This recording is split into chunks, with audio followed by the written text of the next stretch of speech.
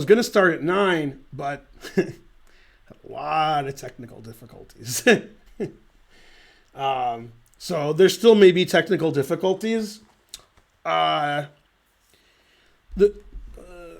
a reason why there was technical difficulties. Sorry, I'm getting a period because my mouth's really dry. So normally I stream, and then I go home, and then I come back the next day and stream. So the technology is, sometimes things change and I fix them, but it's rare. However, we have 2 new profiles and 1,000 new scenes and sounds and boards, and sometimes OBS, it takes the things you did from the last profile and scenes and puts them in the new scenes, which it's not supposed to do. It just, I don't know. OBS doesn't work sometimes. So I had a hell of a time, and I had to Zoom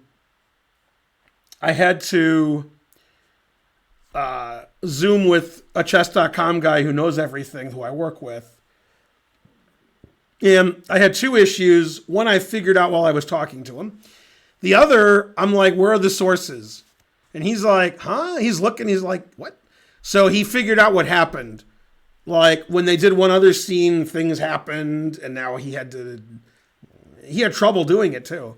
He's like, he's never seen this. And anyway, he fixed it, so I have my sources.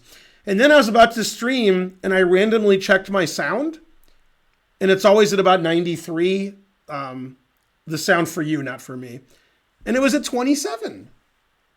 And I think I was looking, and I was like, man, my mic doesn't seem to be going all the way to the end.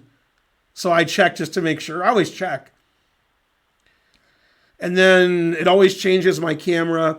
Now, the problem is I'm doing Title Tuesday tomorrow, and I'm also doing Game of the Day, the candidates game, and I stream, and that's 3 different things. The chess boards are different. The Title Tuesday is very complicated. I have to open a separate account so I can show the standings, and I have like 4 scenes, and I have to mute one of them, and sound and music is playing, but I can't hear it, and it's all new, and we have breaks, and and Title Tuesday is difficult the next 2 Tuesdays because the candidates is going on, and it's not clear what Twitch channel chess.com is going to use for the Title Tuesday. If the candidates games aren't over and they're still broadcasting, I'm going to use the Chess.com events Twitch page. If the games are all over, I'm going to use and I need a different key for each one. And they don't know yet. They're going to know 10 minutes before I go on the air. Then they're going to send us all this stuff. So it was a very complicated day today. But the upshot is I'm going to make a lot more money in the future and really in the present for making all these videos in Title Tuesdays. They pay me a lot. So thanks, chess.com. Yeah. For very little work, I get paid a lot, but getting all the technology to work and then doing the work is very difficult. In fact, maybe this isn't working. Now, the reason you see a different board than usual is this is just a second. This is the Title Tuesday board. And I'm like, it looks fine. I don't mind this. This is the board and pieces for Title Tuesday, which I'm doing tomorrow at 1 p.m. Eastern. You can tune in 10 minutes early to see the pre-show. And when I do Game of the Day, it's totally different board and pieces. If you want to see the board and pieces for Game of the Day, about 45 minutes ago, the video was published on the chess.com YouTube page. It's a 15-minute video. I watched the whole video. I haven't seen the video because I made it, and I liked it a lot. They want me to do 10 minutes, but the game was 70 moves in 6.5 hours. So I'm making it 10 minutes, and they said that was fine. Yeah.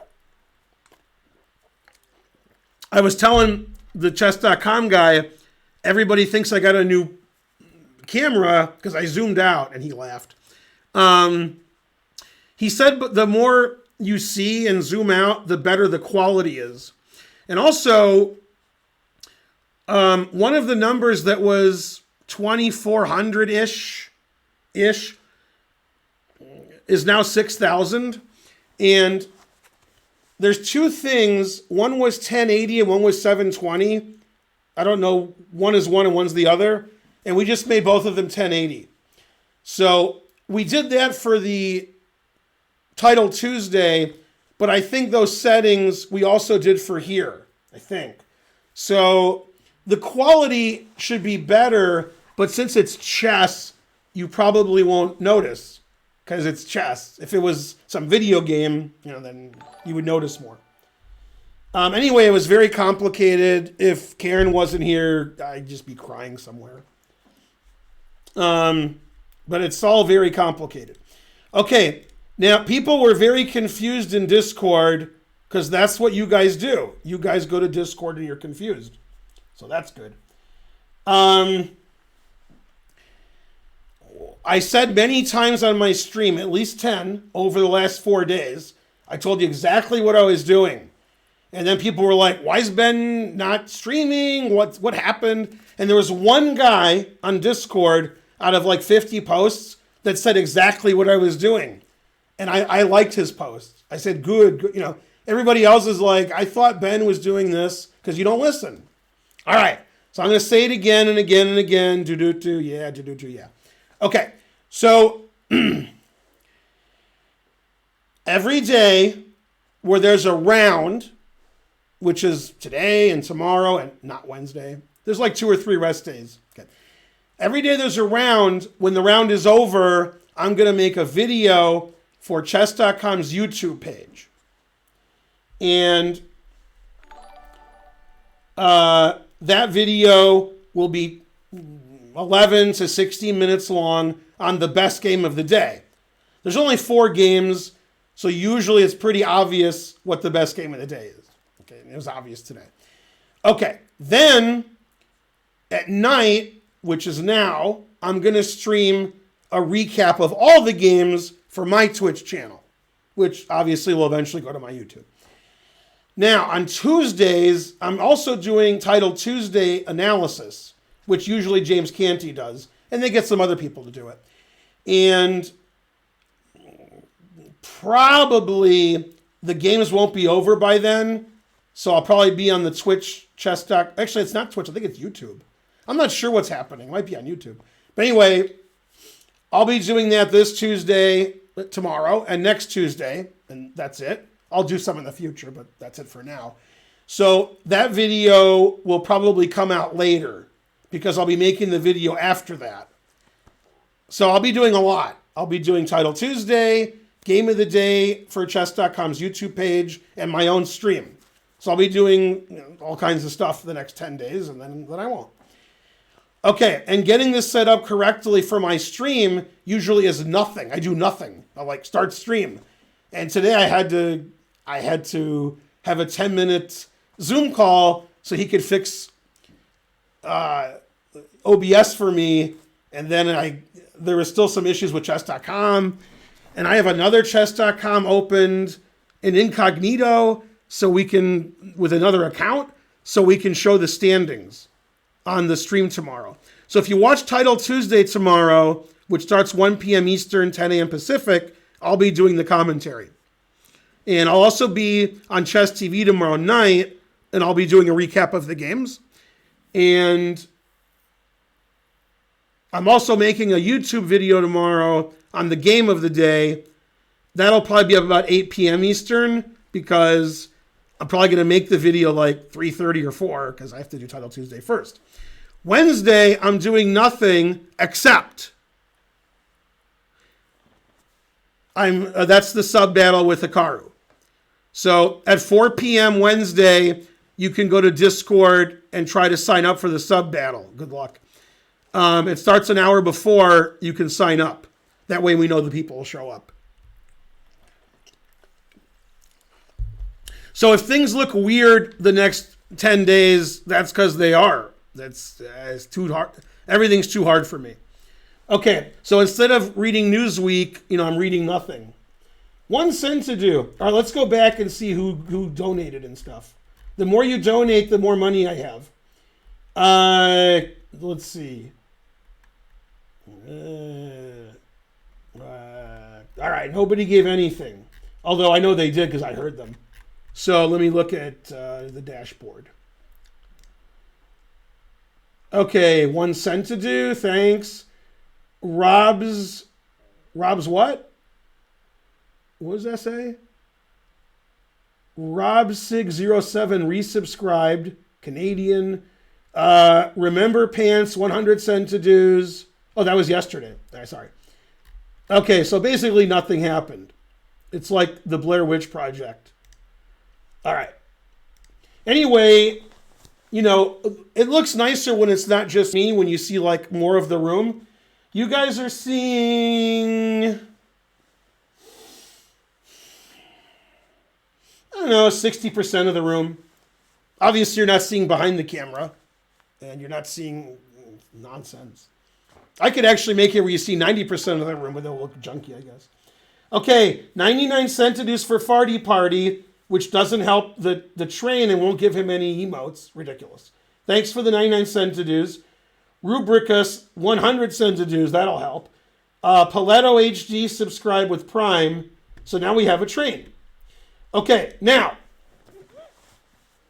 this stream and every other stream the next 7 rounds, I'm going to analyze the games of the candidates. And you guys can ask questions and whatever, and I'll ignore them. But you can still do it. This looks like it's in dark mode. Probably because it's in dark mode. Oh, it always is in dark mode. I hate dark mode. Let me get rid of... Oh, it doesn't matter if I get rid of it because you guys can't see it. All right. Oh. All right, it doesn't matter. You guys can only see that. Yeah. All right. Does anybody have any questions about my streams the next few days, my Title Tuesday, or my game of the day? The game of the day is going to be the best game from the candidates, and at some point between 6 o'clock and 9 o'clock p.m. Eastern, it'll be on chess.com's YouTube page. It's on there now. Thanks for the $3, Gastric Exorcism 666.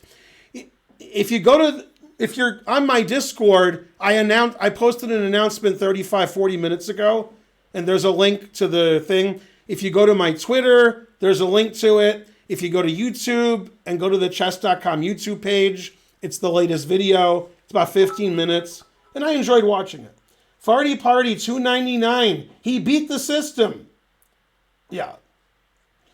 No, there's one of the things I explained in the video today. There's never going to be a day of 4 boring draws. It's never going to happen. The reason is, which I explained on the stream already. Thanks for another pawn for the 100 cent to do's, Jay Wolfen. The reason there won't be 4 boring draws is because this is a different tournament than a normal chess tournament. And I said this in my video. You'll hear it again if you watch the video. If you come in 2nd or 8th, which, second sounds better than 8th, you don't play for the World Championship. Doesn't matter if you're 2nd, 3rd, 4th, 5th, 6th, 7th, or 8th. You must come in 1st to play for the World Championship.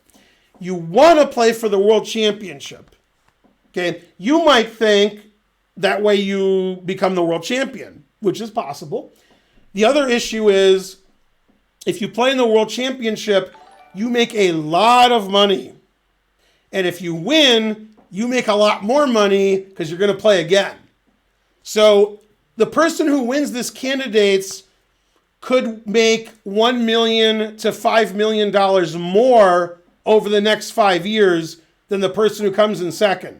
So you got to win this tournament. So there can't be 4 boring draws. The players care about their ratings. They care about their prize money, but it's a billion times better to win the tournament. You have to win the tournament. So you have to win games if you want to win the tournament. Drawing games doesn't win the tournament.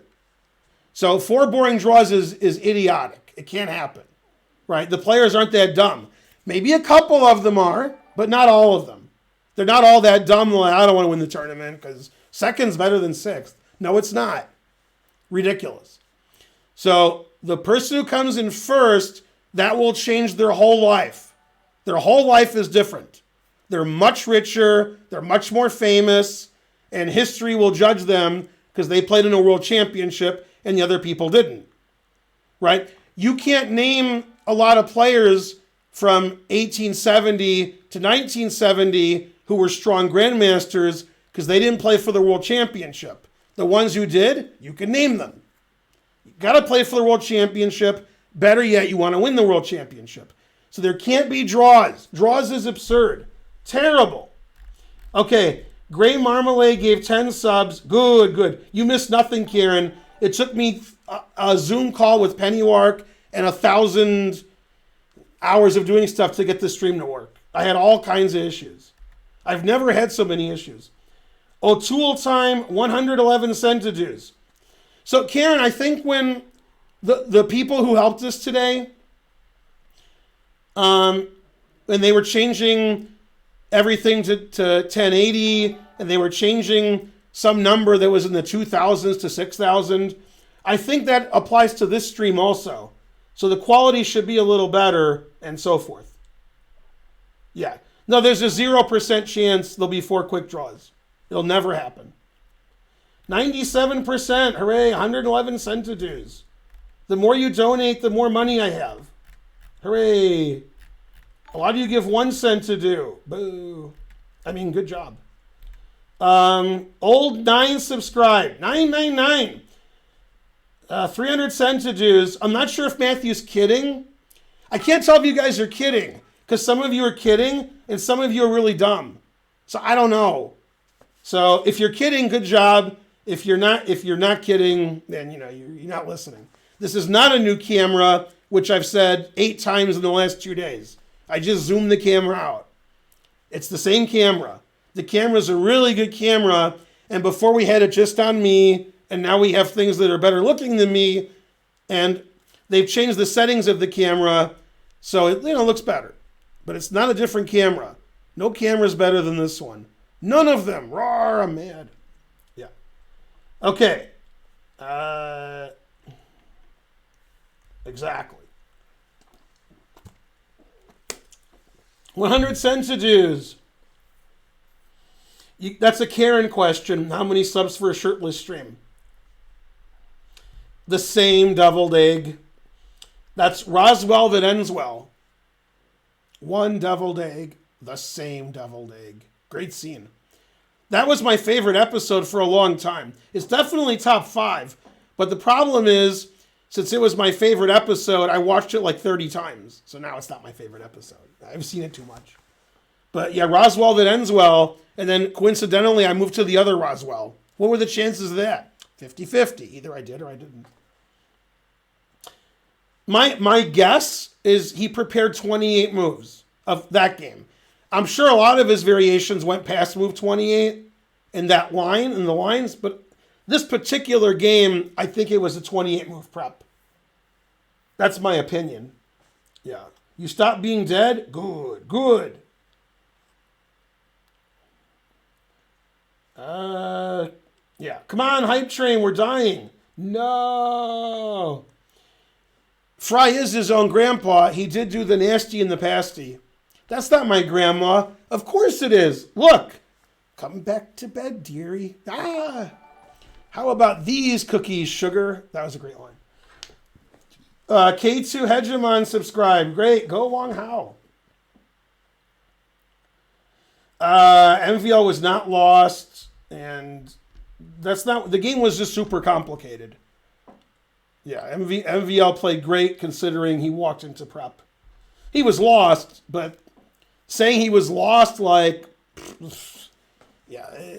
The only reason anybody knows anything about the game is the rapidity that Caruana played, showing he out-prepared him, and you guys had every top grandmaster in the world analyze it and 30 engines. If you guys didn't have any of that, you would just be furrowing your brow in a vain attempt to understand the situation. That was the most complicated game ever. I can analyze that game forever. Forever. 200 centidues. Yeah, MVL played fantastic that game. Yeah.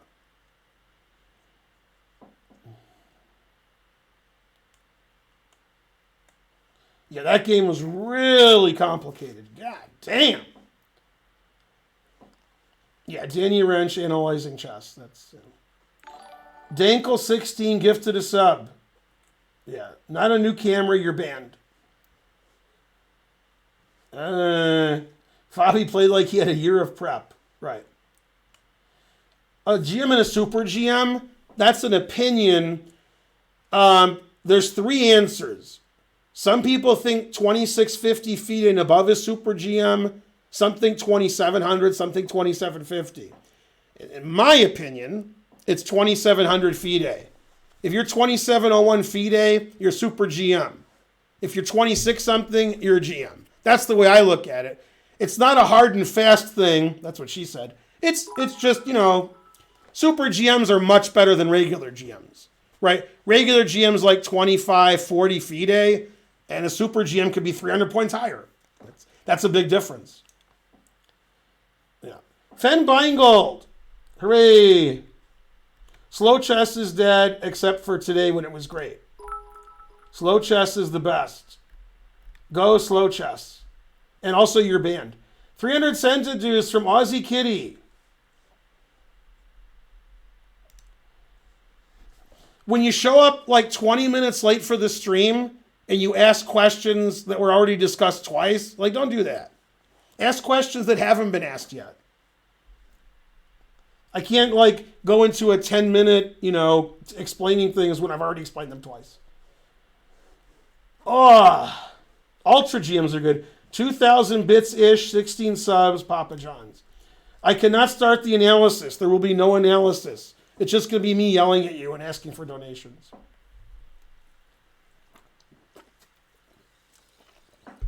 Boring to watch? Boo, boo. What was the question? Somebody asked a question I wanted to answer, but I missed it. My peak rating. USCF 2663, FIDE 2563, making it easy to remember. Those were my peak. Now my ratings are lower than yours, which doesn't make any sense.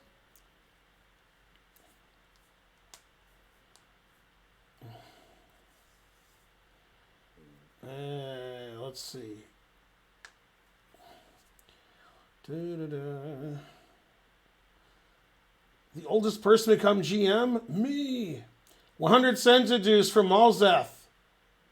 Yeah, everybody's a Monday, night quarterback. He lost. Why do you play that opening? And he was drawing for 90% of the game. So, yeah, he just lost the draw and end game. Chess.com says Thursday's the rest day, not Wednesday. I don't think it says that. I think it's Wednesday's the rest day. Yeah, I don't believe you. And you spelled separates wrong, so you're banned. Yeah. If the rest day's Thursday, then it's Thursday. I thought it was Wednesday. My bad. 1,200 centidues from Valid Adams. And then 200, I'm confused what happened there. Is that the same guy? All right, so 1,400 centidues. I don't know. It's Thursday? Damn. Okay, so I got it wrong. So like between 1 p.m. and 3 p.m., somewhere in there, I'll be making a video on the game of the day, and then we'll do the sub battle at 5. And then I guess Thursday, I don't have to do anything if I don't want. I can't do game of the day. There's no game. There's no title Tuesday. And I'm streaming now. So I could take Thursday off. Thursday's date night. That's a good night to take off. Right. That won't be the only thing off. Forks forever, 200 centidues. Do you calculate difficult? I don't know. Who's the hottie on the right? You mean my right or your right? Bam. If you type exclamation mark pictures or photos, it tells you who everybody is. I forgot which one it is. Pictures. There you go. Yep. There you go. Yeah, I don't know, Magnus. I don't know. There's no typical. I don't know what I'm doing. I just do it. Oh, yeah, this new camera's great. Yeah, you're all banned, by the way. Yeah. Man, you guys are dumb. Jesus. How is everybody so dumb? How do you guys get through life? So, when I was, I'm going to say 15, but I don't know how old I was. I was between 11 and 16. I'm going to say 15. There was a guy that I knew in Michigan who I played all the time named Bill Prusadis, and he was 1850 USCF. And we were talking about religion, and, I was like, I'm an atheist. And he said, I believe in God because there must be a God for all the idiots in the world to somehow keep getting through it without, dying for no reason. There has to be. He says, otherwise, all these idiots, they're finished. And I was thinking, yeah, but that's not God, but yeah. I mean, here's what I was talking about with Karen today. A lot of the channels on Twitch, not this one, you guys are geniuses compared to, if you have a channel that has 10,000, 30,000, 50,000 viewers, okay? The big channels. Thanks for the sand squanch. Yeah. Go squanch. The chat is scrolling nonsense, okay? It's nonsense, and it scrolls. And I'm thinking, these are all the same people. So the same person watches, XQC or Ludwig. Is he a big streamer? Ludwig? Okay. Whatever. You know what the big streamers are, but I don't. And they scroll nonsense, and that's their life. Nobody can read the nonsense because it's scrolling. So what they decide to do with their life is go to these big streamers and copy and paste and whatever they do and do nonsense for 2-3 hours. That's their life.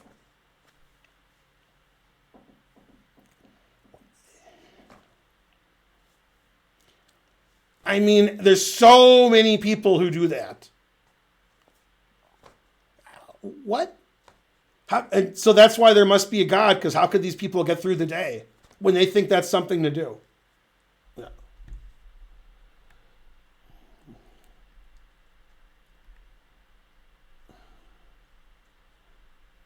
Right, but even if you're 11, why would you post nonsense for 3 hours in a stream that nobody can read? What that you're going to run the country in 20, 30 years? What? I mean,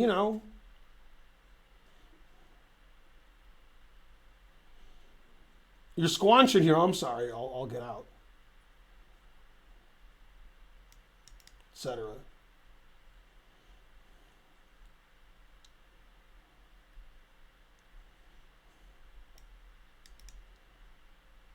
Time rules for candidates? I don't know. You can run out of time. You run out of time. Yeah. No, but on my stream, if there's idiocy in the chat, you just post something idiotic. That's it. That's fine. You don't paste. I think we stopped some of that too. People did do that, and you can't do that.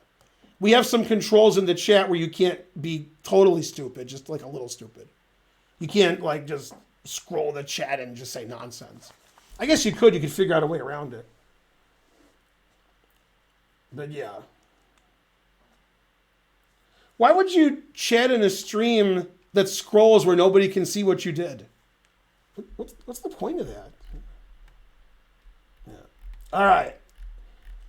That was my complaining. 31 centidues. That was good complaining. Okay, let's look at the games. For a good analysis of the Fabi game, go to the chess.com YouTube page and watch my video. This is Wang Hao Ding Liren. If I was a betting man, it's about 50-50. This game was prearranged, all the moves in advance. And It's 100% Wang Hao knew to the final position before the game. And maybe Ding Liren did. Maybe. Because Ding Liren thought a lot longer than Wang Hao. They played some known forced draw line that I don't know. But they both know it, I guess. And I want to explain further. In these kinds of tournaments, like interzonals, which don't happen anymore, and candidates, and other kinds of tournaments that, you keep going. If people are from the same country and it's easy to do, they do not play near the end of the tournament. That's intentional. So these guys are both from China, so they don't want them playing in the last round. Because, maybe one guy can win the tournament and one guy can't. And China's like, okay, that guy's going to win. So that's why they played the first round of the second half. Because, you don't know what's going on. And so far, Ding Liren's in 8th out of 8. So, yeah. It's not that anybody will cheat. It's just, if there's 2 of one country in the tournament, they try to make sure they don't play in the last round. Yeah. Trying is the first step to failure.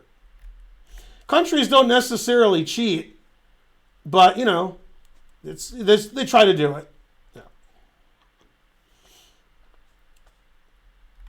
Okay.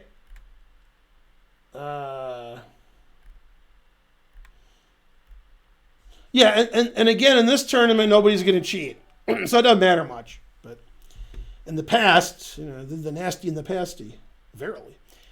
All right, so they played a Scotch. In this position, the 2 most common moves are bishop c5 and knight f6. And in my opinion, I learned the wrong one. I think knight f6 is a better move. I mean, they both lead to a draw. It's perfect play. But I learned bishop c5, like 25 years ago, so that's what I play. I just don't know it very well either. Knight f6, I don't know at all. So, when I say I don't know it at all, I know it better than anybody who's watching the stream right now. But, I don't know it as well as a grandmaster should know it.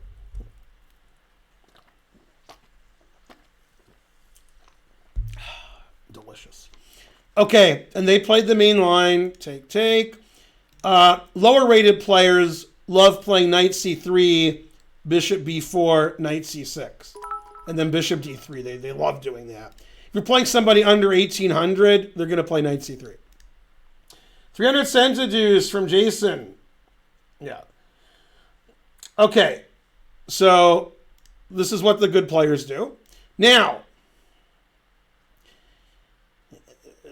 a known grandmaster draw, okay, in this position after c4, bishop a6, and in my opinion, which is probably wrong, but I'm basing on somebody else's judgment who's better than mine, knight b6 is better than bishop a6. But when I say it's better, I know much less about this than these players. But I know some people who know some stuff. Okay. But anyway, the point is, if the players prearranged the game, they could play a known draw line, and everybody would be mad at them. So if this game was prearranged, I'm not saying it was, but if it was, and you prearrange it this way, people would be really mad. So I think they prearranged it, if they did, I'm not saying they did, in a way where nobody's mad because it was interesting and very long. That's what she said. So this queen e4, threatening the knight f6, and this has been played in dozens of grandmaster games. And then it's a draw by repetition, or by reputation. Okay, they didn't do that, because that would be, that's like an insult to the tournament. So I wouldn't do that. Who's rating me? Video game pianist rated with a party of 41. Hooray! Go VGP. You're the best person who ever lived. Until somebody raised with 42. Okay, so they played another line. B3, that's another move. Thanks for the sub, video game pianist. Hello. I thought you subbed yesterday. I'm very confused. I must have imagined it. G6. Obviously, you can't take the knight because it's pinned. And let me explain the history of this, because I'm sure you guys all know it, except for one thing. The Scotch was a common opening before anybody was born. Anybody. And the oldest living American died yesterday. So even before she was born, and she was born a long time ago. I think she was born in 1904. So in the 1800s and early 1900s, the Scotch was very popular. And then it wasn't. Nobody played the Scotch. It was all Ruy Lopez's. Every game was a Ruy Lopez. Okay. Then, as you all know, except for one thing. Thanks, Quincy78. In the 1990 World Championship match between Kasparov and Karpov, Kasparov played it 3 times. And he won 1 and drew 2, or won 2 and drew 1. I don't remember. I think he won 1 and drew 2, but it could be he won 2 and drew 1. Anyway, he did well. And after that match, everybody started playing the Scotch. Everybody, and they're still doing it. So Kasparov brought it back. And one of my favorite games ever, in any chess game, is the game Kasparov-Karpov from Tilburg.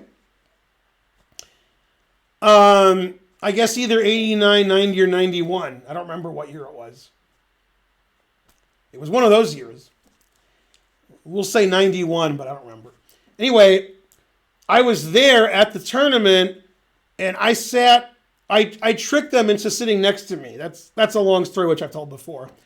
And they were sitting right next to me, and I watched them analyze the game. And Kasparov won a brilliant game in this variation by playing a very timely e6. And it was a genius move, and it was a brilliant game, and it's a great game. So and I annotated the game for Chess Life. So if you find a Scotch from Tilburg where Kasparov's white against Karpov, and either 89, 90, or 91, that's an amazing game. Great game. God damn, Kasparov was good. Now I just want to show him the bunnies and end it, because as a person, I'm not a Kasparov fan. But as a chess player, he saw everything. I mean, now he sees nothing. Now they're like, at the St. Louis club, when it's Yasser Maurice and whoever, they're like, oh, Kasparov, he sees everything.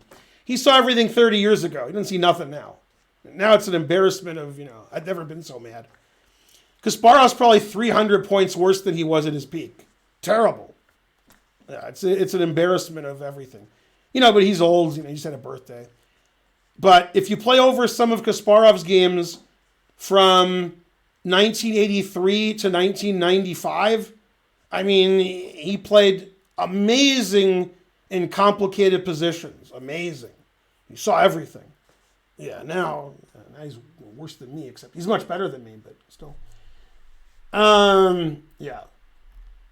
2,800 subs, yay. But find that game. Kasparov, Karpov, Tilburg, and a Scotch. Man, he took him to school that game. God damn.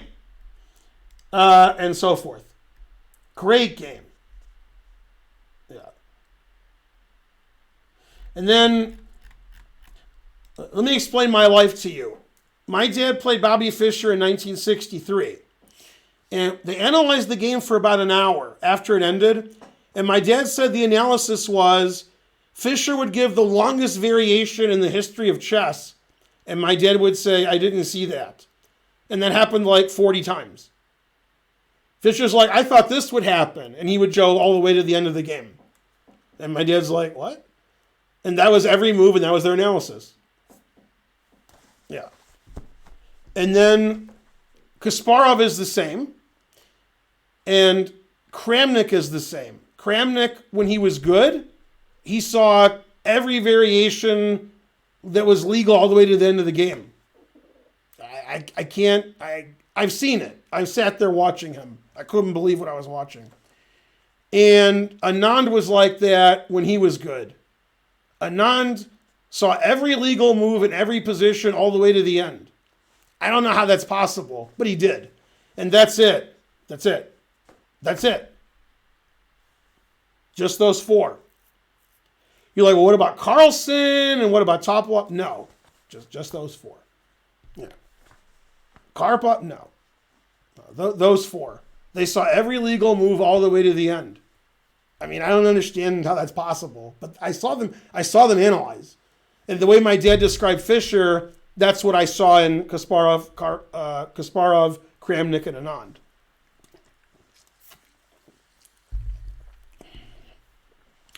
In 1993, in Groningen, they had a PCA, maybe, or the real candidates, interzonal, I forgot if it was the real one or the PCA one. But anyway, Kramnik played Kaidanov, and me and Kaidanov were like, that, son. And the game ended. Kaidanov obviously lost. And Kaidanov forgot his prep. And he played a line that was bad and got crushed. And after the game, they analyzed. And Kaidanov's like, yeah, this move was my prep. I forgot. And Kramnik's like, no, that loses. And he showed him. And then he says, but I could go here. He says, no, that loses, and showed him. And then I talked to Kaidanov later. He said, I lost that game before I sat down. I'm just going to lose the game. I can't play.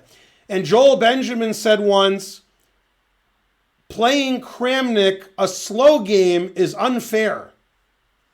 It's not fair if you're paired with Kramnik and it's a slow time control. He says, that's not right. You got to pair somebody else. You can't play him. I mean, those guys, and then what happens is those guys get old and they're terrible. And when I say they're terrible, they're number 5 in the world instead of number 1. But they're nowhere, they're a ghost of themselves. They're nothing. If you saw Kasparov analyze in person, and get a time machine, go back in time, watch Kasparov analyze in the 80s and 90s, then watch him analyze now, and watch him play now. It's horrible. I mean, oh, God. Okay, I've never been so mad. I mean, I had everybody laughing in 1993 in Biel because I saw Anand analyze this game with Fatachnik. Fatachnik's like, a good GM, 2,600 FIDE. And Anand tore him to shreds. To shreds, you say? Good reference from Futurama. And I watched them analyze the game, and it was like watching God analyze with somebody who didn't know how the pieces moved when I watched them. I mean, I just couldn't believe it. And then we were eating later, me and Judah Polgar and some other super GMs, and I did an imitation of their analysis. I imitated their voices, and they were just laughing on the floor. Anand would give like 20 variations per move, and then when he was giving a variation, he would give sub-variations of moves you wouldn't play.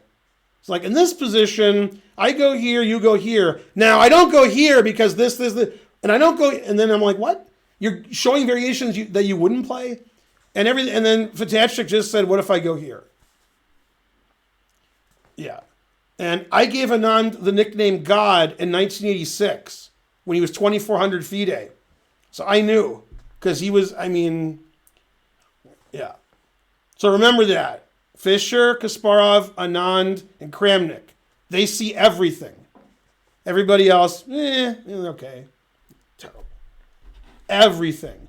And you can't understand what I'm saying unless you've seen it live. You're like, Ben said this happened. No. If you watched it, you'd be like, what? This isn't what, when I play chess, it doesn't look like this.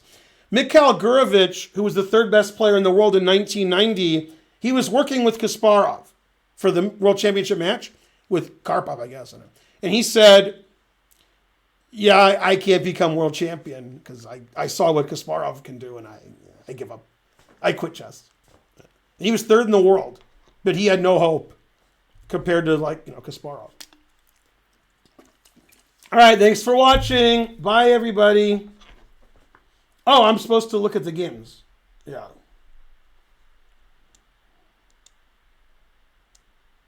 Truth hurts.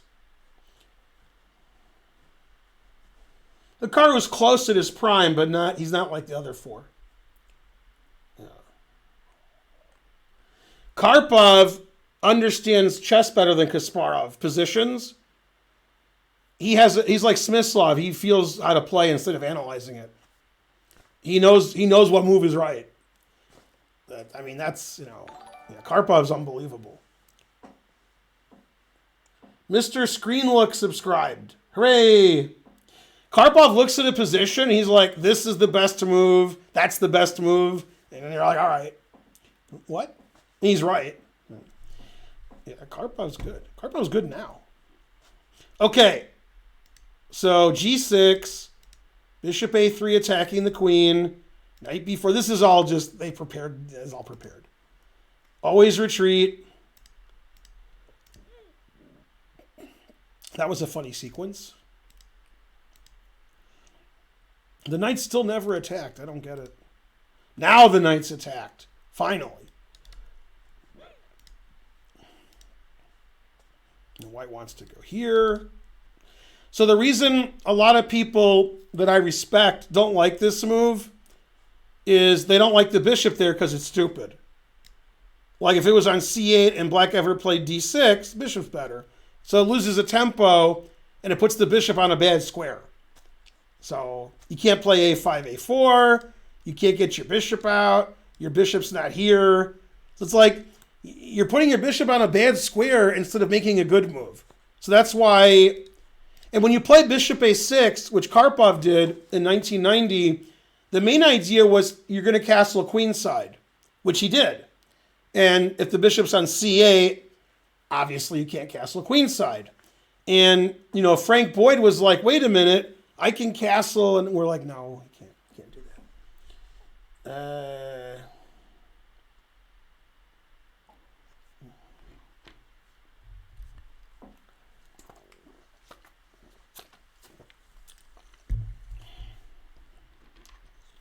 Yeah, Karpov's not as bad as he plays.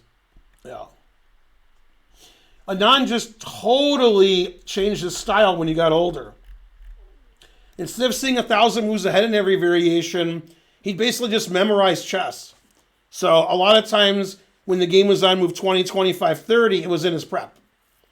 And he played, sort of simple chess and drew a lot. He played 1,000 moves of theory and it was equal and they drew. So somehow he could draw all the top 10 players in the world, even though he was 100 years old, because he knows more theory than they do. He was memorizing theory before they were born, which is true. Okay. Bishop takes E5, winning a pawn. Knight F6, winning the exchange. And then there's perpetual check everywhere. Yeah, this has been played before. Yeah. Okay, white avoids the perpetual. Black threatens checkmate, which is good. And if you take it, rook b8 is obviously winning. So this is the only move. Otherwise, you lose immediately. And another perpetual. Now, I'm sure this has all been played before, and I'm sure both players knew it. I know Wang Hao knew it because he didn't use any time. It's move 28, so Fabi would be proud. So this is sort of a non-game. They pretend to play. It's really exciting, but they know it's going to be a draw because they know the game already. Yeah.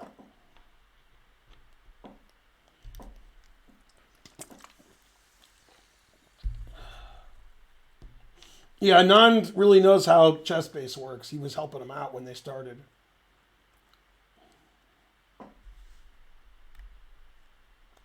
Yeah, I have a funny story about the math and physics professors. Now, I'm not an intelligent person, but I know a lot of intelligent people. I don't know why. I do. And it's none of you, trust me. So there's a guy in Ann Arbor who died, actually. And he's old.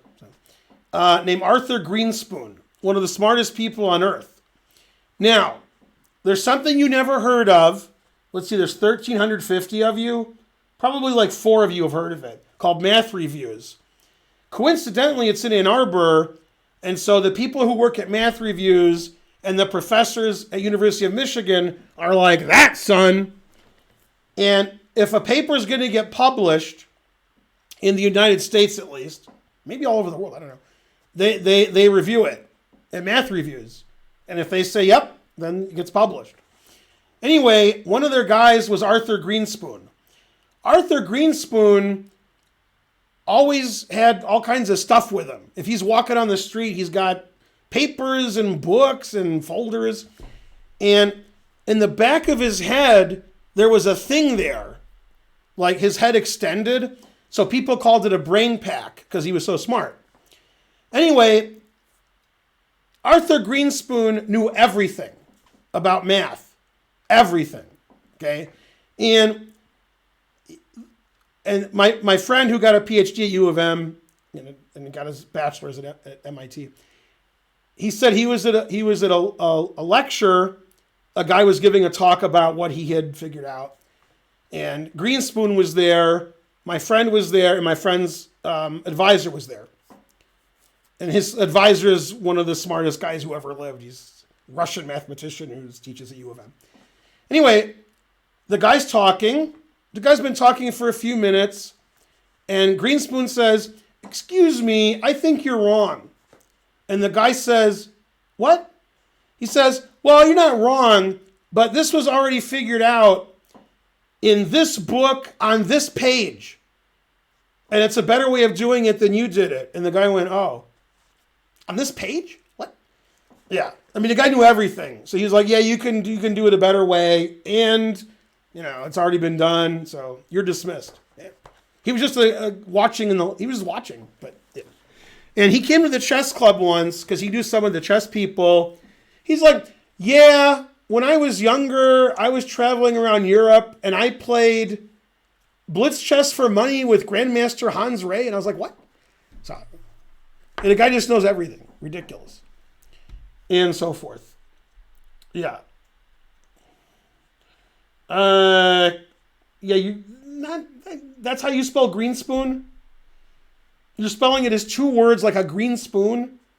How are you not, there must be a God. How are you still alive? God damn. Can't believe it. Yeah. No, I don't know anything, but I know people who know a lot. Yeah. I know a lot of people who know a lot, but I don't know nothing. I met Ken Thompson. I've met John Nunn.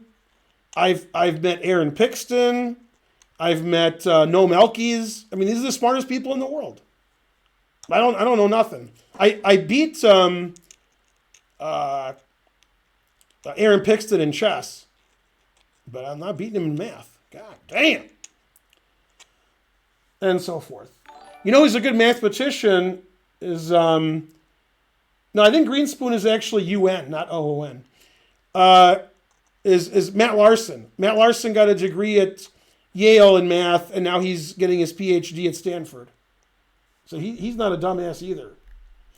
Roar Chess subscribed. Roar! Good. Let's see. You're banned. You're all banned.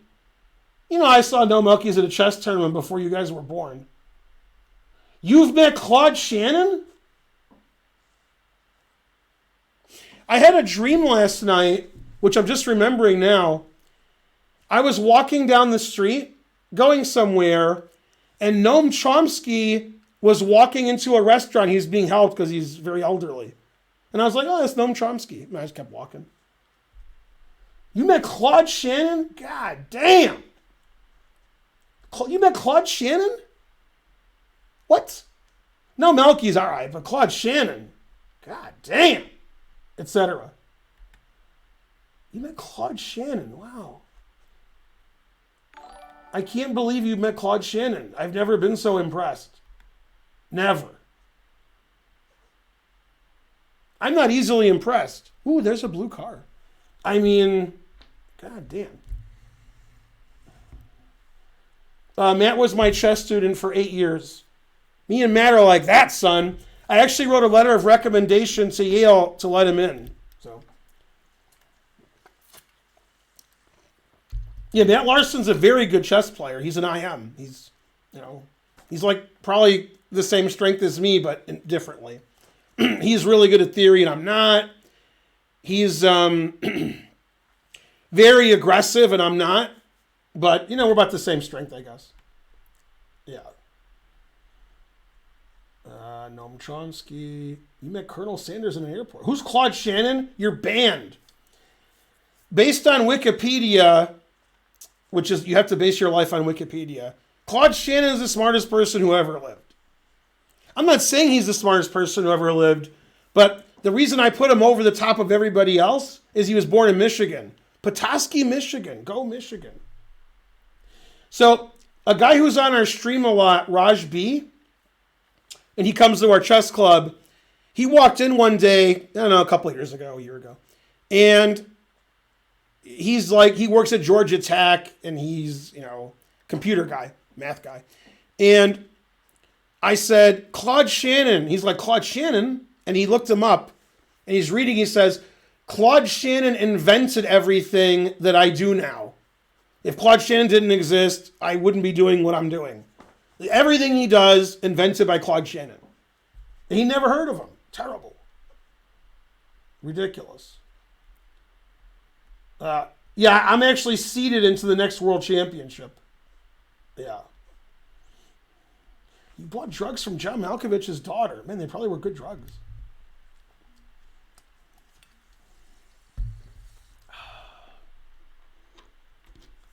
Go Homer.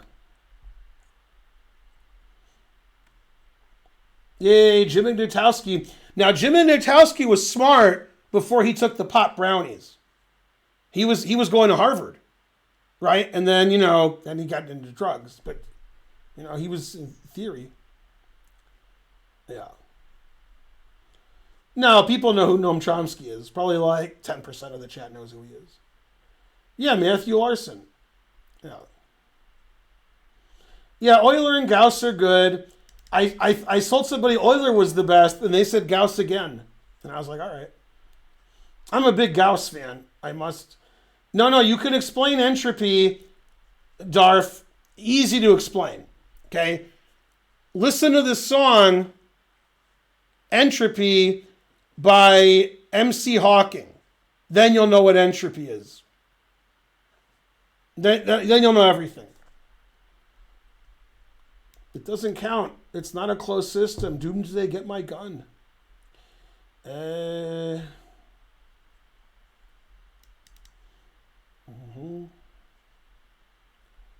If you guys go to Wikipedia and read the article on Claude Shannon, you'll realize you haven't done a lot in your life. He's won every award that's ever existed in any field. But my favorite award that he won was the Claude Shannon Award. That was my favorite.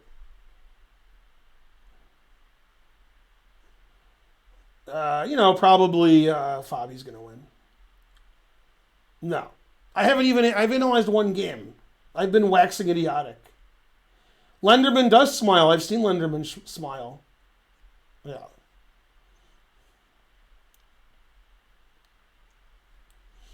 Von Neumann wasn't a dumbass. That's correct. Yeah. No, he went to Yale. He was rejected by everybody that he wanted to go before Yale. He was furious, but then he liked Yale eventually. Yeah. Yay, Brain Floyd. Yeah. Yep, people are bigger when you meet them in person. Yeah.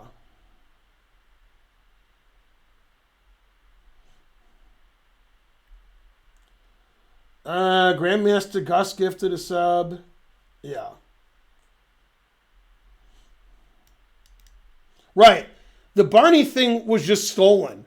The Barney situation with Homer is almost exactly the same as Jim.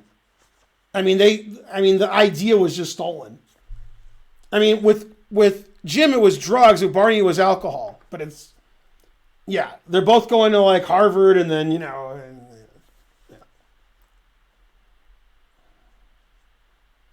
etc.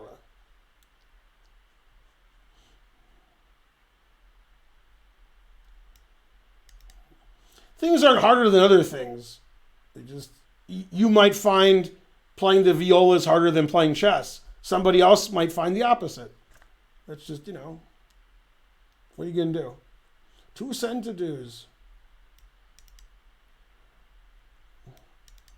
You bet Dave Chappelle? God damn, I wish I could meet Dave Chappelle.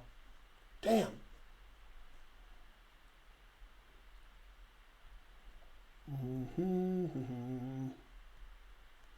Man, you met Dave Chappelle and Claude. I don't know, Rubricus. You met too many famous people. I'm starting to doubt your sincerity, but maybe.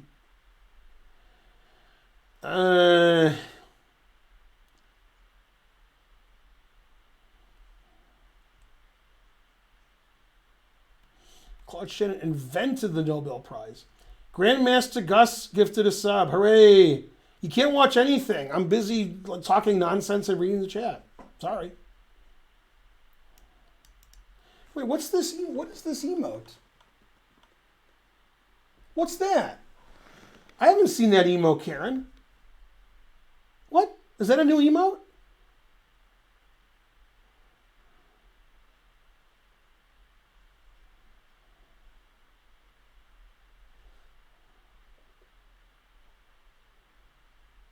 Wait, what's this emote?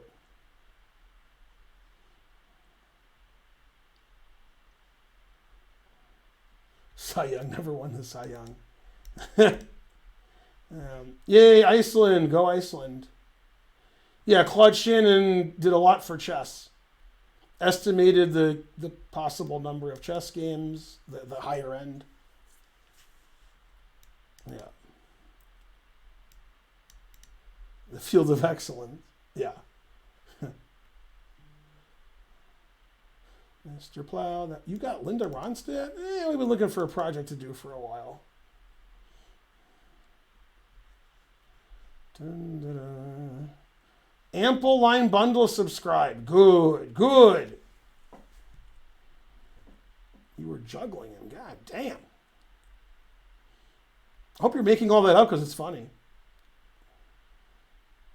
Sand Squatch is gifting 5 subs. Hooray!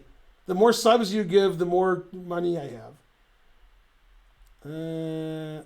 Let's see. Never believe. Karen keeps putting out this emote that I've never seen.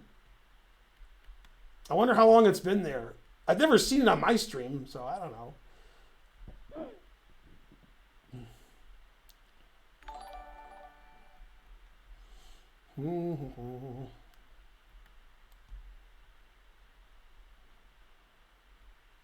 No, it's not nonsense. The stream chat's fine.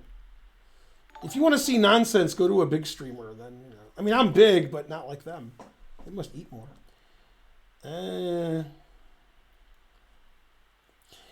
Yeah, I have a funny story about the Taj Chu in Columbus. If it's the one on, what's the main street in Columbus? Damn it. High Street. Okay, so I played in a tournament in Columbus, and I was living in Michigan, and I won. And I'm driving back, and I want to get some Indian food. So I go to the place, and, you know, I'm like, I don't know if I had a trophy or we were just talking, but I was like, yeah, I play chess. I just won a tournament. He says, oh, you play chess? I love chess. He was bringing free food. He's like, here's some more food because you're good at chess. I was like, what? So that was good. That was my good story. Because I went there when I lived in Columbus, but then when I visited Columbus to play chess, then I went there again. Yeah.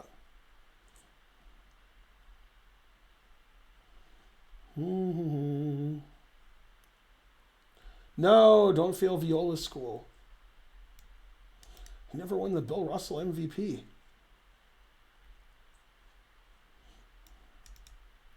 Am I the top chess streamer? Do I win?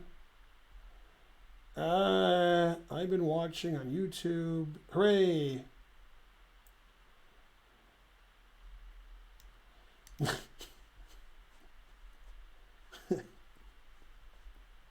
I can't read that, but that was funny. Yeah. Yeah, North High Street. That's correct. I mean, I was at Taj Chu the last time. I don't know, 18 years ago. I don't know. Something like that. I've lived in Detroit, Saginaw, Oak Park, Southfield, Plymouth, Ann Arbor, and Madison Heights. And probably something I forgot.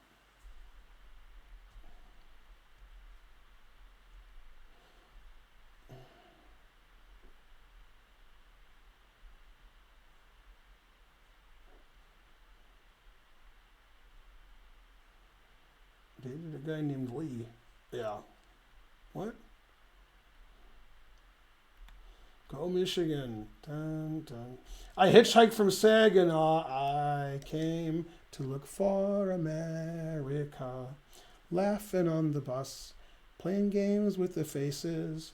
She said the man in the gabardine suit was a spy. I said, be careful, his bow tie is really a camera. I could do the whole song, but yeah, something. South Lyon, are you telling the truth? There's a guy who's been to Kensington. Bam. I lived in Saginaw because I was a baby, and that's where my parents lived. I wonder if they lived there before I was born. That's also possible. Yeah. That's a Karen question, Dr. Snoopy, and the answer is no. But that's always ask Karen questions like that. I've lived everywhere, man. You missed the recap of the first game. This would be like a 12-hour stream because I'm doing one game every 4 hours and then talking nonsense. Mm-hmm. Go Wixom. I was in Michigan a few days ago. I went to Ann Arbor, Livonia, Plymouth, Clawson, Troy, Novi. That's probably all the places I stopped. I was there for 2 days. We went to Kensington when I was a kid, like all the time. All the time. All the time. I guess Ann Arbor was my favorite. The Botez is really a camera. Yeah, Bookends is good. I actually like Scarborough Fair, but that's not their song. But I really like that. I like the way they did it.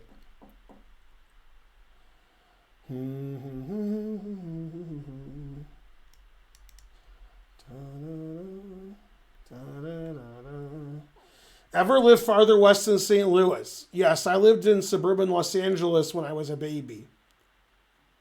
And I guess that's it. Yeah.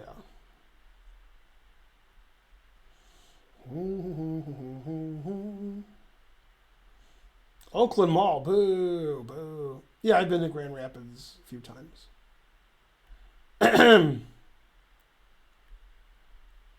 Smoked the last one an hour ago.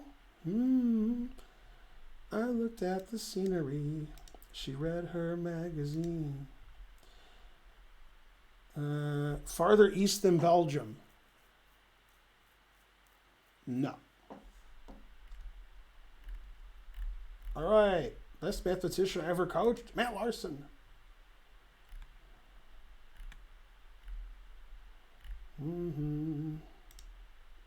Yeah, we went to Somerset, obviously, in 12 Oaks. Yeah. Probably online. Yeah, Oakland Mall used to be good until it wasn't. Okay, let's look at the other boring draw. Nepo versus Giri. They played a Sveshnikov.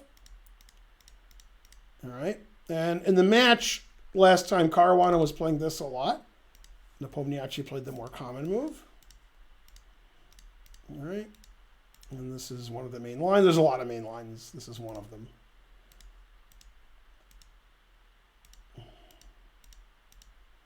So black has 2 bishops. That's good. Black's developed almost everything. That's good. And what's good for white is this pawn's very backward and weak. You can ask Farnsley. Farnsley, that's a textbook backward pawn. If you wanted to show a backward pawn position as a textbook, this is it. And this knight's, bigger than Jesus. So white has some big advantages and black has some big advantages. Black's going to try to push on the queen side or play f5, and white's going to try to bind him, make sure that he can't move. And then this knight can't go here. That's why c3. This knight, you can back up that knight if it gets attacked, for example. So both sides have advantages, the engines think it's about equal. And again, this is the kind of game where you assume somebody might win because it's not like a Berlin, it's, exciting. There's different advantages for both sides. Okay, he played a5 to play b4. And then he played, and then, this is all prep, obviously. The other reason to play a5 is after this move, you can't go here. I mean, you could, but it's probably not good. Okay, and then he backed up his other knight. And then he took, so he could get rid of the knight on d5. Great. So black got rid of his 2 bishops, but he also excavated the knight from d5, and he still has b4 and f5 in the air. Rook d1, attacking the weak d-pawn, defending it, put it in h, always put it in h. White wants these bishops just to magically disappear from the board, so he has better control of d5 and f5. And black wants to keep that bishop there. And preferably, if white takes, he takes with the pawn defends the weak squares, and the rook gets an open file. So he played bishop b3 attacking the rook.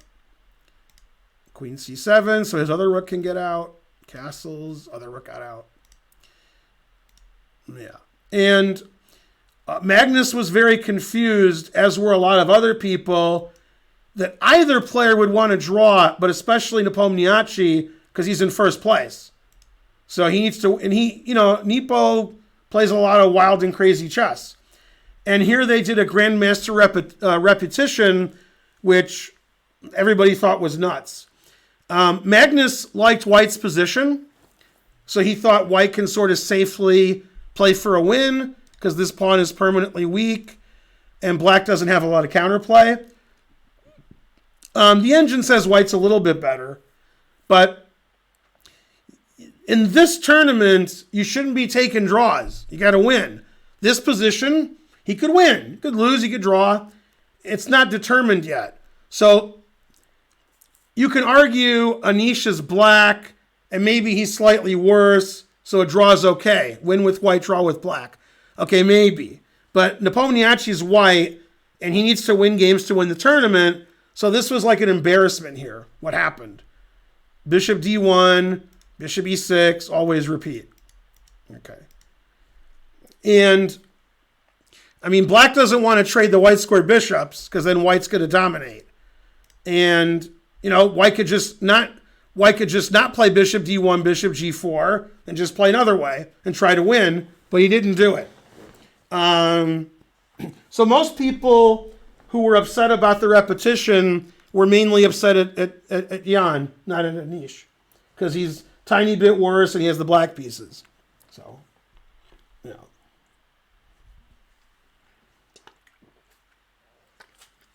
maybe he was hungry. Yeah, one of my students told me that once. I said, why did you resign? And they said, I was hungry. And he wasn't kidding. He wanted to go eat. So he resigned. Yeah, that's the game. I showed the boring games first. The first game may have been prearranged.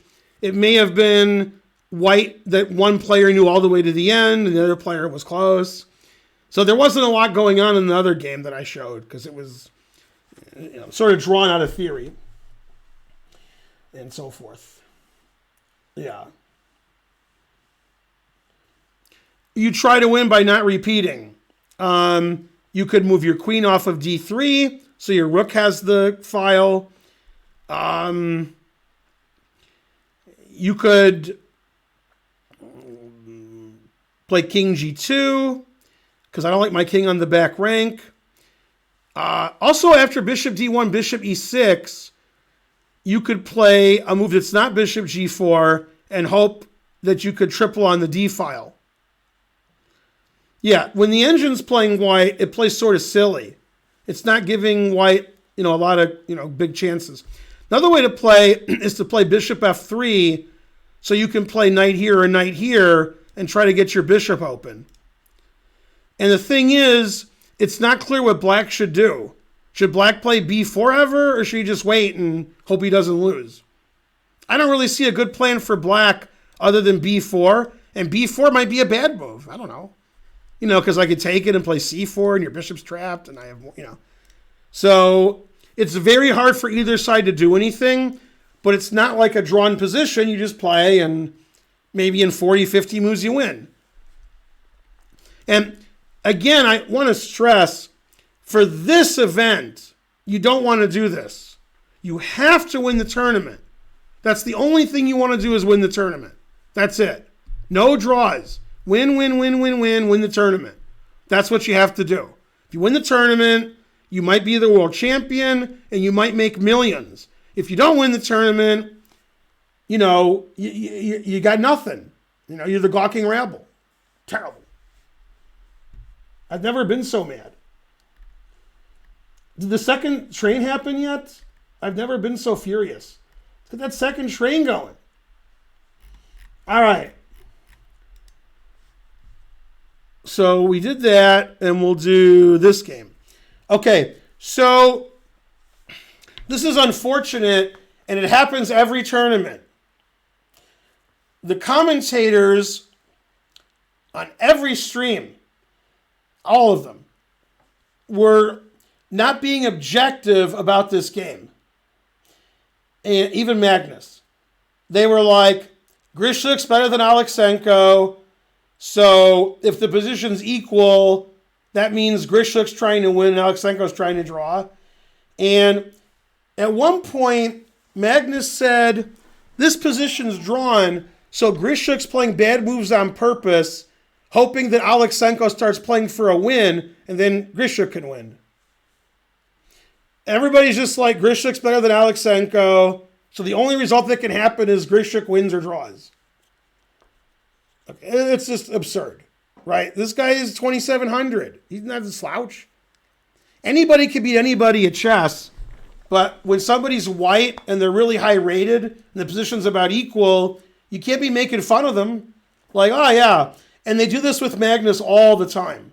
Magnus is playing somebody between 2650 and 2750. And the only thing in the commentator's mind is Magnus going to win or draw? His opponent's always playing for a draw. It's wrong. That's not what's happening. And that's the way really weak players think. They think player A and player B, player A is higher, player B is always playing for a draw. Maybe you are, but at the top level, that never happens. The top level, if you're rated 2,700 and you're white, you're playing for a win. You're not trying to draw anybody. You're white, you're 2,700, try to win. Saying you're playing for a draw is just like stupid. It's a defeatist attitude. I've never been so angry.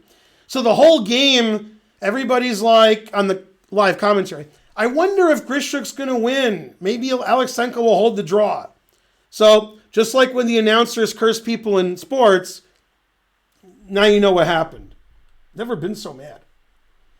No, I'm talking very quietly. Yeah. 2,700, play for draws. Yeah. Let's see. You don't know anything. All right, you're banned. Alex Meister 12v2 subscribed. Hooray. Yeah. Blah, blah, blah. Terrible. Delicious. Yeah. All right. So it was a French. So Karen's happy. Karen has black in this position. Karen's had black in this position. Now, there's more than one way to play. You could play a6, queen b6, bishop e7, or takes. Those are the moves that I know. Grischuk chose this line. This was very fashionable a few years ago. Most of the theory was going to move 25. And they played one of those fashionable lines, or like a poison pawn, sort of. Yeah. And there were a lot of games, and I'll tell you where this variation had the most games. There was a tournament in Norway which had like the 9 best players in the world and then Simon Egdestein. So I thought Egdestein was going to get his ass kicked, but he actually drew his first 7 games, which is crazy. And he was playing black in this position more than once. This was one of his pet lines with black. Because it looks like white's just winning immediately, but he's not. If you play knight here, to attack the queen and threaten the fork. Queen takes pawn, threatens the rook. So anyway, this is all, there's tons and tons of theory. This has all been played before. This is all their prep. White can get his pawn back. Black has the two bishops. Yeah. G3 is also a move. Bishop F2 is a move. And this must be Alekseenko's prep, or he forgot his prep. I don't know. Yeah. And Eggestein was drawing this ending, which is better for white, when he was playing black in the Norway tournament. Yeah, knight d1 is a very strange move. I mean, the most obvious move is this, and that's the move the engine likes. And this position has had games before, so I think Alekseenko forgot his preparation. And that's what I'm thinking. This move is just not good. Kick his rook out. So black has the two bishops, and, position's probably a draw, but, black has two bishops. Never play f6. I wonder who won this game. Exactly. Okay, so they trade everything. Always trade everything.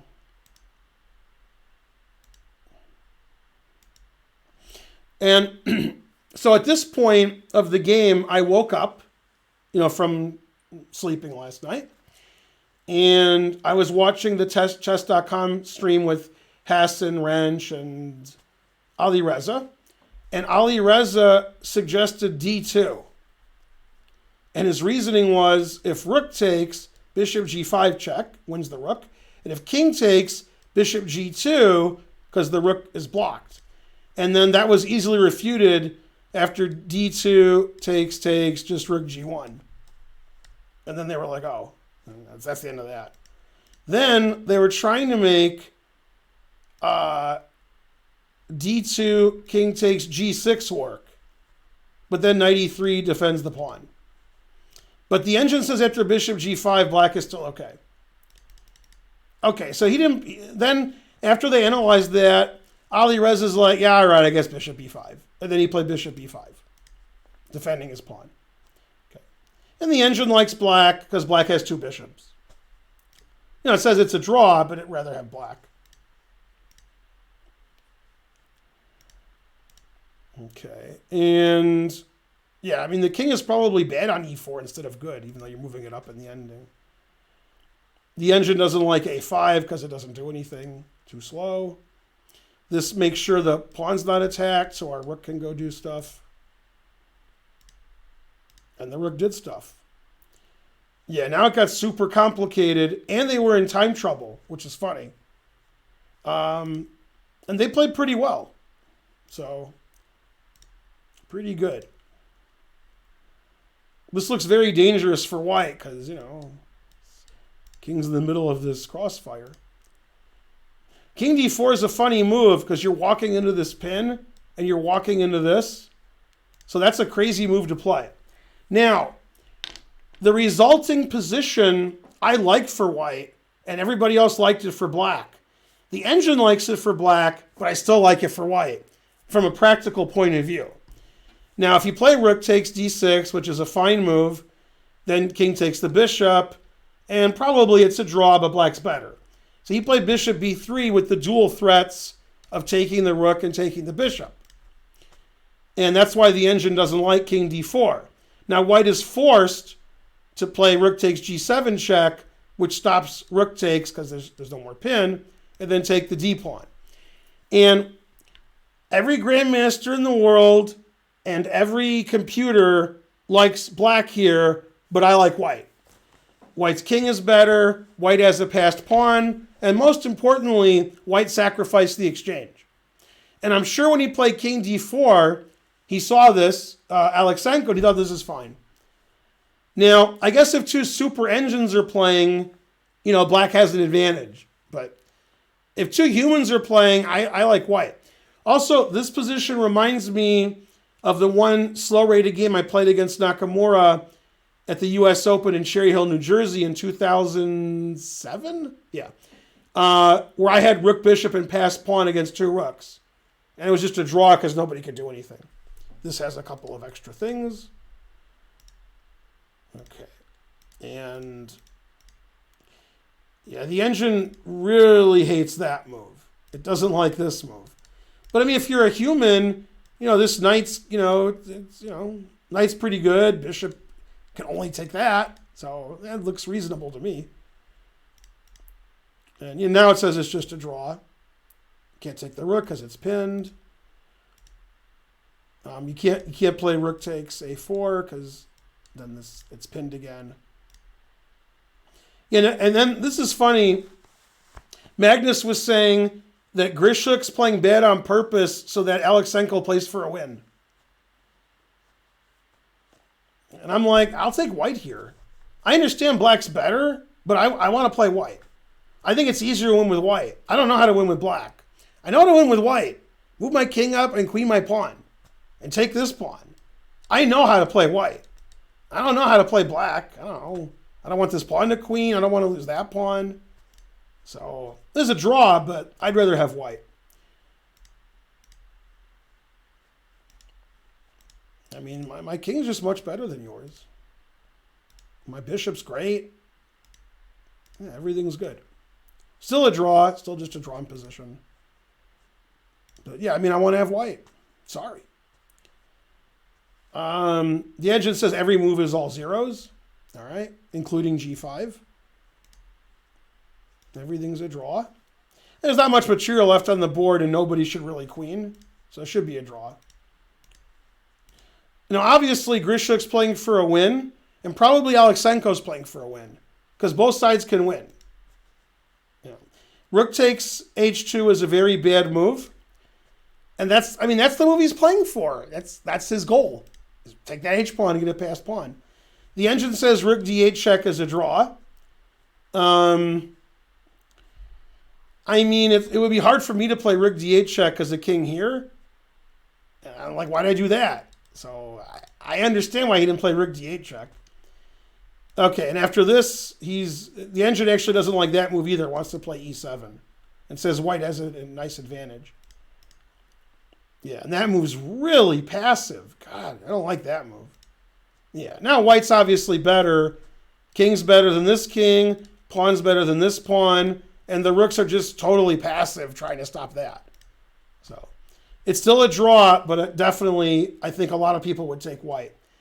The engine says king f5 is a draw, which lets him promote because this is the wrong colored rook pawn, and this pawn is annoying and so forth.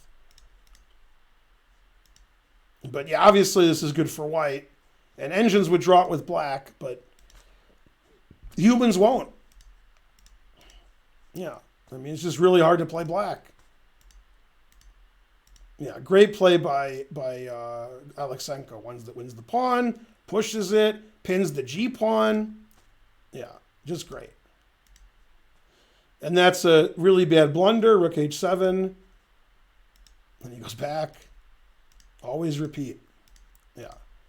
Then rook e3, stopping the G pawn from moving forever. Rook e8's double question mark. King f6 is double question mark. And then the game's over. You lose the G pawn now. Terrible. Yeah.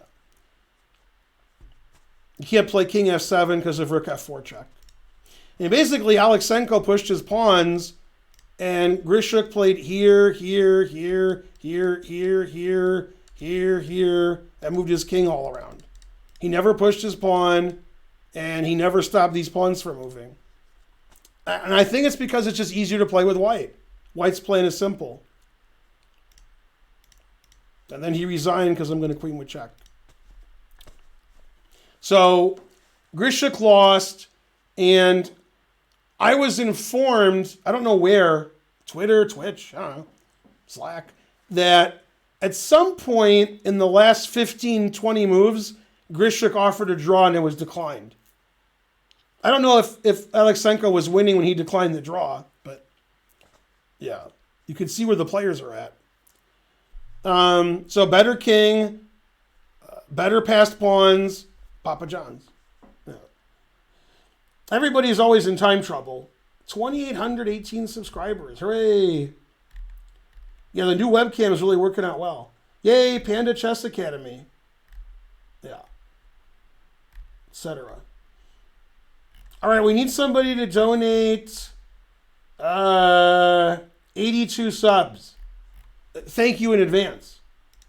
Just pretend you're somebody who watches the Chess Bros stream. Donate 300 subs. Damn. So I did a little math, and then I started crying. That's why I don't do math. Now, when I say this, you guys are going to be shocked. But then you'll be like, oh yeah, it's 100% true. I won't even tell you what I'm going to say. I'm going to let you figure it out. Then when you figure it out, you'll be like, what? If you know how many subs the Chess Bros have, it's like 21, 22,000. Okay?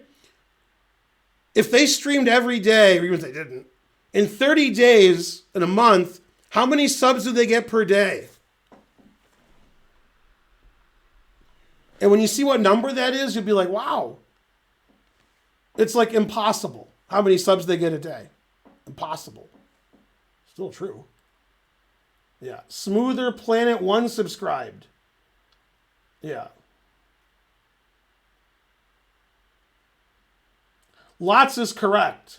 300 is really low. It's not 300. If they had 300 subs a day, they'd have 9,000. So it ain't 300. Yeah. I mean, if I get 100 subs in a day, I do cartwheels. You've never seen me do cartwheels, but if you donate enough, I'll do them. No, I'm kidding. Can't do a cartwheel. No. When you guys say 50,000 a month or whatever you're saying, like trying to translate it into dollars, that's just subs. That's not donations or cheers or ads or their YouTube page. You see what I'm saying? No? Okay. Yeah. I mean, that's amazing to get 700 subs a day. No, if I get 100, I'm like really ecstatic. I've never gotten more than 400. Never. I mean, I've been streaming for 3.5 years. So I've streamed hundreds and hundreds of times. And on my absolute best day would be a bad day for them. The best day I've ever had, they'd be like, man, we suck today. So there you go. Yeah. Anyway, those guys are great. Go those guys. Yeah. Yay, 1 cent. Ludwig has 280,000 subs. He's the biggest on Twitch, right? Yeah, he has more money than atoms in the universe. Yeah. It's a celebration, bitches.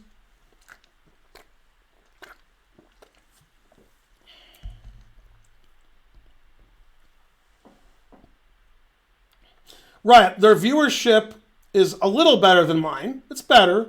Sometimes it's not, but it's better. But the subs is 1 billion times better. Yeah. I'm no Daisy. Yeah. That's not how you spell your. No, it's Perry. Is it Canada Dry? How come we haven't had a train in like an hour? What's wrong with you guys? Boo, boo. I don't know if they make more than Magnus. Magnus makes a lot. Magnus is sponsored by a lot of companies and owns companies, so they probably don't. Magnus is buying everything. Damn. Okay, last but not least is the game of the day that I already made a video. It's on chess.com's YouTube page. Let's see how many views it has. Let's see. I'm live. He just texted me. That's funny. My friend Aviv. Okay. He said, ugh. What, he wants to talk to me? Ridiculous. The last video that was put on my YouTube page, the Ben Feingold, is an unbelievable thumbnail. The video, but the thumbnail. The thumbnail. God damn, that was a great thumbnail. 4x4 low 80 subscribed. Hooray. Friday. Walter Mondale dies. He was the vice president under Carter. He was 93. He also ran for president, but he didn't win. I remember Walter Mondale. I haven't heard from him in a long time. Yay, it's a hype train. Thanks, Igloo Moo. You're the best. Until somebody donates more. And this whole family entered the Blitz tournament Friday. Good, good. All right, let me check out how many views. 3.7 thousand views in 2 hours. My video on this game we're looking at now. Let me see all the comments that are like, you suck, and I hate you, and you're the worst person who ever lived. I like those comments. 52 comments. Probably 7 of them are, you suck, and you're an elitist, and I hate you, and I'm going to have you killed. That's probably what the comments are. Most of them are okay. Let's see. I'll just read the ones where they hate me. No, so far they like me. I don't like that. I want you to hate me. That's funnier. What is this ad? I don't want to watch ads. I'm trying to... Oh, God. Okay, good. Is Ben allowed to do stuff for chess.com now that ChessBay is dead? Ridiculous.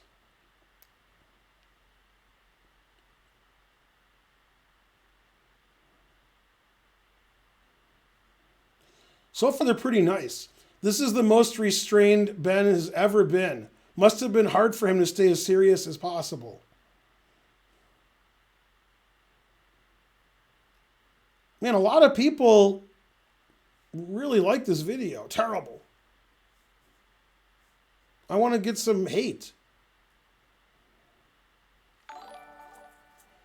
Come on, let's go. Hype train. Thanks, Mr. Shankly. Shankly, ridiculous. Karen is feeling better, but she's still sick.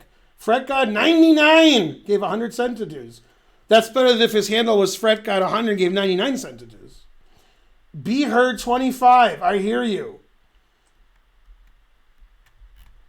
If you're 850, I could just beat you with my king.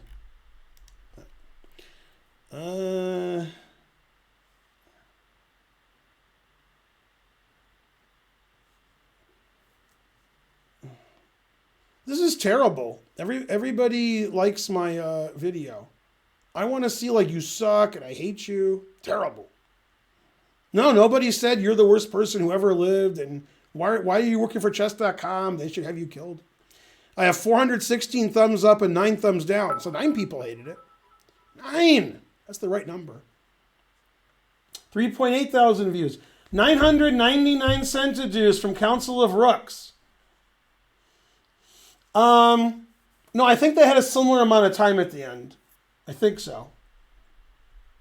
Yeah, Fabi's here is pretty cool. Yeah.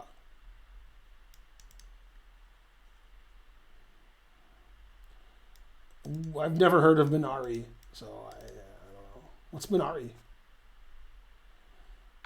Yay! You gifted subs. Robert E630 gifted 5 subs. You're the best person who ever lived.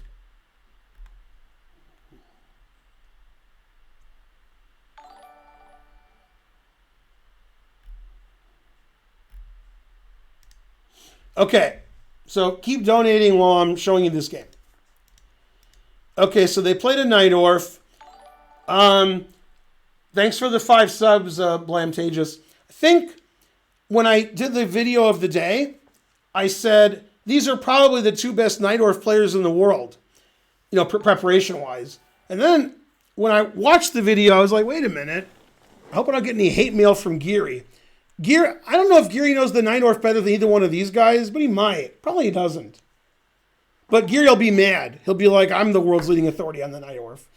Now, a really good authority on the Nightorf, from both sides, is Anand. So Anand and Giri, if they heard what I said, which they won't, they probably like, what? These guys suck. These guys are top 5 in the world in the Nightorf preparation. And probably Giri and Anand are also. And obviously, when Kasparov was world champion, but you know, he doesn't do theory anymore. Robert E630 gifted a sub. Crimson Hawk subscribed. Hooray. Everybody does everything. Yeah. Anyway, Fabi from the white side of the Nightorf, he knows a lot. God damn. Yeah. Yeah, I actually was at a casino once, and Trump was playing blackjack, which, you know, makes sense. He owns casinos and, you know, has a lot of money. And it was shocking the way he played. Whenever he got 2 cards, no matter what they were, he doubled down. He had 20, and he put out more chips, and they're like, "You're splitting 10s?" He said, "No, double down." So he always doubles down. Yeah.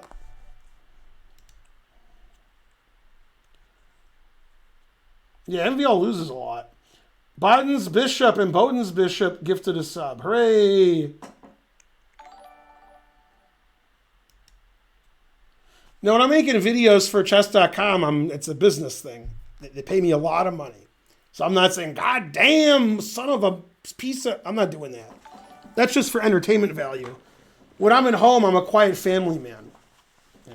But, you know, on the stream, I got to go, you know, everybody's scared. Yeah. Right. I mean, people writing courses, that's not prep. That's just giving garbage to the public like you, and you're like, "Ooh, Giri," and then you buy it because you guys aren't too bright. The real moves, that's not in their courses. The real moves are the ones they play. I could write a Najdorf thing for Chessable. I don't know what Chessable is. And, you know, you'd think I knew a lot about the Najdorf, but I'm just, you know, I just do some research. I mean, obviously, Giri's going to write a better one, but Giri's not going to play this stuff. Terrible. I never heard of Minari. I don't know what that is. Sounds like you're just making it up. Yeah. 3,000 viewers. Why do I have 3,000 viewers? What happened? I should have 0. Right. Yeah, spending your money on chess is always wrong. To get good at chess, play a lot of chess, analyze your games, get a coach that's cheap, and analyze with your opponent, analyze at home by yourself. That's how you get good at chess. Giving other people money and buying books and courses, that helps you do that one exact thing that doesn't matter much. To be good at chess, you have to understand chess. Like, if you're like, "I'm the world's leading authority on the Najdorf," and maybe you are, and your opponent plays c3, and bishop b5 check, and g3, and d3, how's that going to help you? It's not. Right? You should understand chess first, then learn openings. Then the openings will make sense to you. Okay. So, that's the Najdorf. And as I said in my video, every move is theory here. Rook g1, h3, g3, f4, f3, bishop e3, bishop here, bishop here, bishop here, a4, a3, b4. I'm not kidding. And bishop g5 is the old main line. That's what they played in the 50s, 60s, and 70s. And in this position, black can choose to play by developing like this, or he can play the poison pawn. Either way is fine. Play the poison pawn. Okay.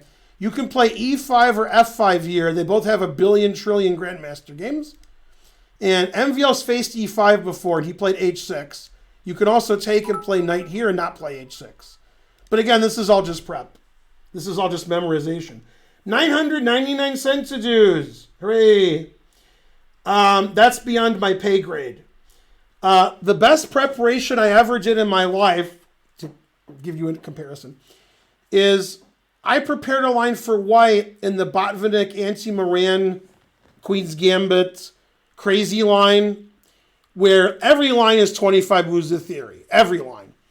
And I wasn't preparing for anyone specific. I just, you know, I have white there sometimes. And on move like 17, 16, a move that was never played, the engine said was the best move. So I was like, all right. And I analyzed it with Spencer, myself, and with engines for 2 months. And then I went to a tournament in Texas, one of the Spice Cups. This is 10 years ago, maybe. I'm sure you can find the game on the web. And I'm white against... Now, there's 2 people in the tournament who could play this line, who play it with black. Darwin Yang and Julio Becerra. I was white against Becerra, and he played like King's Indian. So we drew pretty quickly. And he won the tournament easily, by the way. No, I did not. Then around 7 or 8, round 8, I played Darwin Yang. Darwin Yang needed 2 out of 2 to get a GM norm. And he played me in the penultimate round. He was black. He went right into my prep. And the thing is, he was already out of prep before I played the move he didn't know, that nobody knew. And I mean, my prep was amazing. And Spencer was watching on the internet live, and he was like, oh boy. And then I won easy. And then the engine said I played perfect every move, even after my prep. And when the game ended, I explained to him my prep and how other moves lose, and what if I go here? I said no. And then he said, I'm never playing this line again. I'm never playing the Botvinnik, whatever. So that was my best prep ever. I basically prepped 90% of the game, and when my prep was over, I was winning, and it was just easy. So Fabi does that in every single line. I did it once in my life, spending 2 months on like one position. But he does it all the time. I mean, every game he's prepped at move 30 and shit. Terrible. Also, yeah, you can find the game. It's the only game I ever beat Darwin Yang. I don't do well against Darwin Yang, but I did well that game. Spice Cup, sometime between 2010 and 2014. I was white, and I won in like 37 moves, maybe? Something like that. Yeah, that was a good game. Only good game I ever played. Terrible. See, if you play thousands and thousands of games, one of them will be good. Okay, so H6 MVL has played previously. Then this is all the main line. Everything's been played dozens of times. Okay. And in this position, every game where white was a strong grandmaster played bishop e2, developing the bishop, preparing to castle, etc., mainly etc. And the big prep from Fabi was c3. After c3, MVL was PO'd because he thought r2 was going to d2, but it was actually r1. So I don't know what the problem was. C3 has never been played or analyzed. And I guess for a year, Fabiano and his seconds and his engines analyzed c3. But it's never been played. MVL played bishop c5, which is the engine move. Bishop g3 attacks the queen. The queen has to go to d5. And then the real point of the novelty is bishop c4. So MVL's using all kinds of time, and Fabiano's like, yeah, I know this position. Now, remembering stuff isn't easy. And again, this isn't something you would look at with black because the engine hates it for white. It says it's terrible for white. Now, of course, if you leave your engines on for a month, it might say something else. So, okay, you have to take. And then bishop d6 is the point. If you take the bishop, knight takes wins the queen. And if it's white's move, he takes the bishop, and knight d6 is the threat winning the queen. The engines that I've looked at say after bishop d4, black is better. It's a very difficult move for a human, and probably the engine's wrong. It probably has to think another like 4 hours to get the right evaluation. And I need better engines. The engines I use are crap compared to the best engines. A human it's really hard to play that move because in the long run, it's so stupid. It's like black's best piece, developed and pinning. It can trade off for the bishop later so you can castle. I mean, leaving this bishop on d6 forever just seems stupid.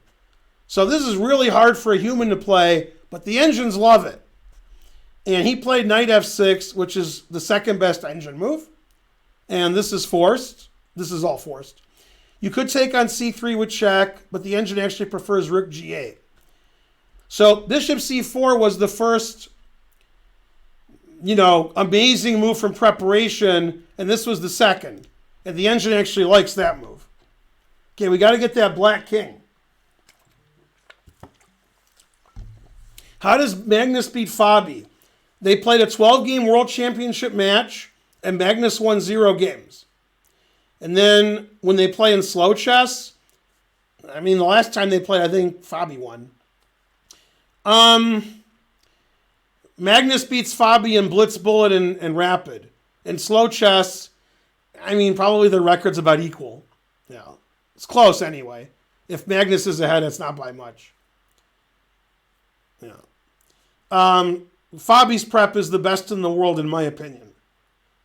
Clearly better than Magnus's. When Kasparov was world champion, his prep was the best. Fischer's prep was the best.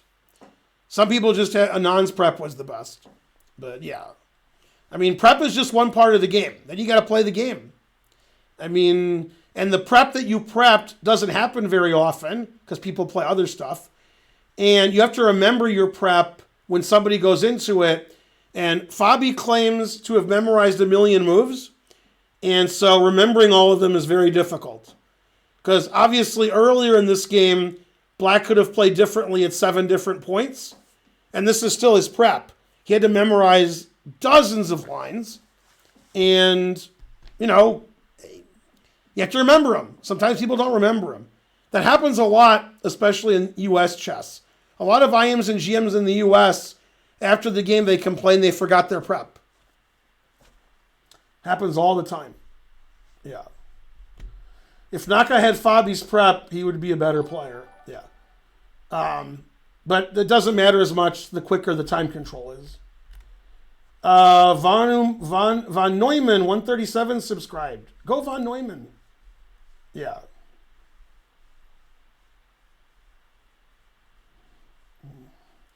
Yeah, that's nonsense, lawful. Yeah. Everybody in the chat says nonsense. Terrible. He's good. I mean, Fabi's good. Yeah. He didn't win 7 games in a row in the Sinkfield Cup because he ain't good. Okay, this is all forced. Queen C3 is not forced, but it's pretty human. The engine says other moves are possible, but trading queens seems like a good idea for Black. Because, I mean, White's all over Black like Oprah on self-promotion. I mean, you know, and other moves are okay. Queen takes is okay also. The engine also suggests knight f6, walking into every discovered check on Earth. I don't know about that. 250. You promised me 250, Ruffy Lemon the Pineapple. 250 a week. You promised me 250. Yeah. Let's see. What's the point? Tree Fitty is South Park. 250 is Do the Right Thing. When Spike Lee was the delivery person, and he was talking to... That guy died recently. Good actor. I'll never remember his name. I mean, like in an hour I will, but you guys can just put it in the chat. Who owned the pizza shop? And John Turturro played his son. One of his sons. I know the guy's name. I'm going to look at it and go, oh, God. Danny Aiello, yeah. Yeah, Spike Lee told Danny Aiello, you give me $250 a week. Yeah. Exactly. Walter Mondale? Close. Yeah. Yay! Relios gave 500 centidues. Do the right thing is correct. Now, Sal's Pizza is correct. Now, I've said this on stream before, but a lot of you haven't watched my stream or you forget what I say. You missed that stream. One of the characters in Do the Right Thing, is it Radio Raheem? It might be Radio. No, I think Radio Raheem was Bill Nunn. Anyway, one of the characters, yeah, it was like the guy who was, the character was I don't remember his name, but you guys do. He was the guy who was insisting they put black people on the wall, and this guy's like, I'm Italian, I put Italian people on the wall. It's my pizzeria. Okay. Then they kicked him out because he was arguing too much. That guy is Gus from Breaking Bad and Better Call Saul. Gus Fring. I know his name, but I forget names. Yeah. Padding Pawn. No, it's not time for a train. We just had one. Padding Pawn subscribed. No, not Fishburne. No. Terrible. Yeah, Giancarlo Esposito. He was Radio Raheem? Anyway, he's in Do the Right Thing. He has a big part. I thought Radio Raheem was the guy walking around with the boombox. I thought that was Bill Nunn. I don't know. I haven't seen the movie in 25 years. So. I saw that movie during the U.S. Junior Championship in 1989 in Washington, D.C., where I tied for first. Radio Raheem was Bill Nunn. Right. Yeah, he was the other guy who was like skinny and teenager and yelling and mad, and they kicked him out. Yeah. Bill Nye. Also Bill Nye. Yeah. Oh, that was him in The Usual Suspects? Yeah. I'm thinking of that scene. That does sound like him. He's also been a defense attorney more than once on Law and Order. Giancarlo Esposito. Yeah.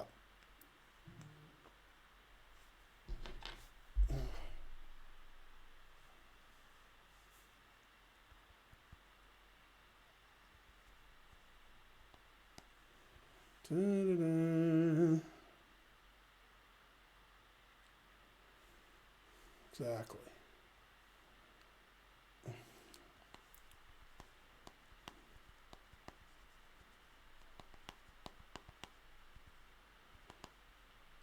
If you're sending me a link to the video, Hikaru's dirty flagging hypocrisy. I saw the video existed, but I didn't watch it.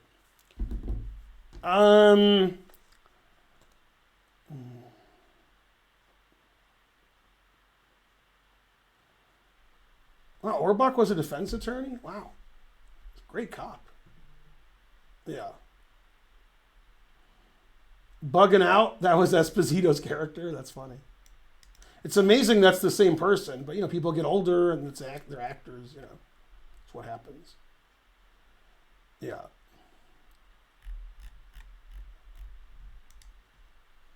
Some things I remember really well, and some things I can't remember anything. Like, I'll talk about a guy who's an actor or a singer, and I'll tell you everything he's ever done in his life, but then I don't remember his name. I remember what I remember. Otherwise, I don't remember it. Yeah. I have no idea. I could never show you my game with Mamajarov. Like, I've seen the game. I actually made a video of the game 2 days ago, or yesterday. But I need the moves. I don't remember the game. No, when I'm playing over the game, I'm like, yeah, that's my game. And a lot of other games, I don't remember the Magnus game either. A lot of games I can show you 30 years ago. Every move, every variation.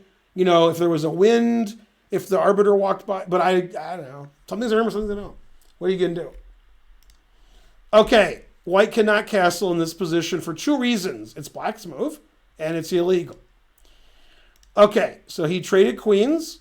Check. Now, this is another funny thing. The engine says these moves are about equivalent.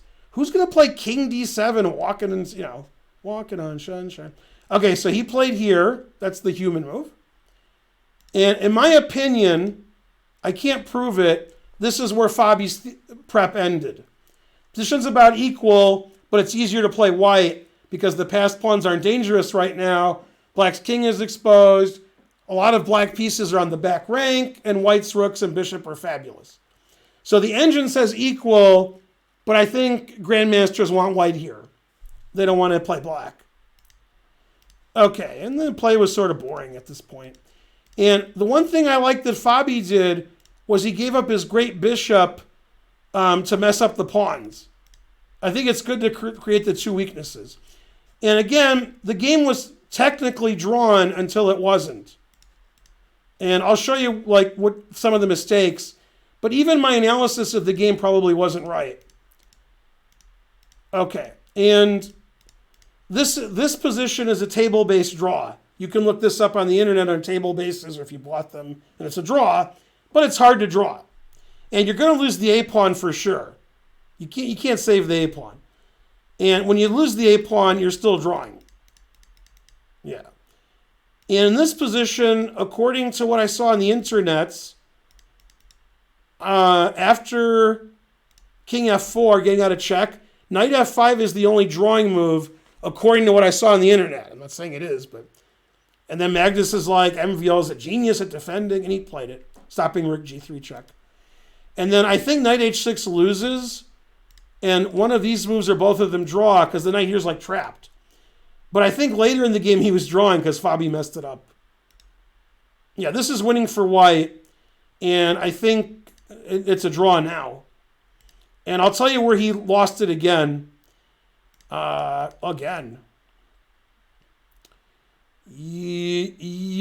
I think in this position he made the losing move. But maybe it was later.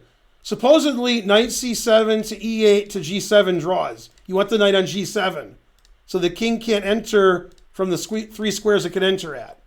And it can't enter here because there's a pawn there. So for some reason this is the best square because it controls all these squares. So knight e7 is a mistake.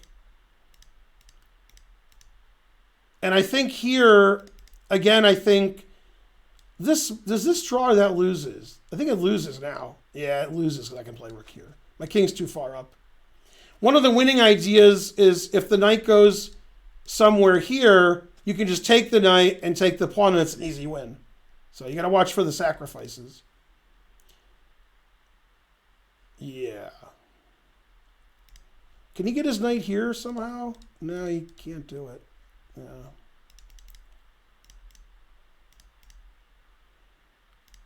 Yeah, and h6 is just a terrible square for the knight. Yeah, now it's an easy win. So when I was watching the game live, I was thinking the winning idea is to go here and come in somehow. But you can't do that. However, you can do that. That's a lot easier. And then when you do that, you're winning. And so that's why the rook wants to go to the G file so the king can't come over. So what black's in a lot of zugzwangs. Thanks, C Kappa 14.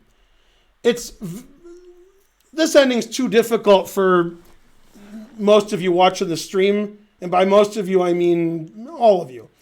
And it's a little too difficult for me to play the right move, but I can understand why some things are winning and some aren't. But I'm not going to play as well as either player, and even they're going to make mistakes. So it's too difficult unless you're a table base, then you just know all the right moves.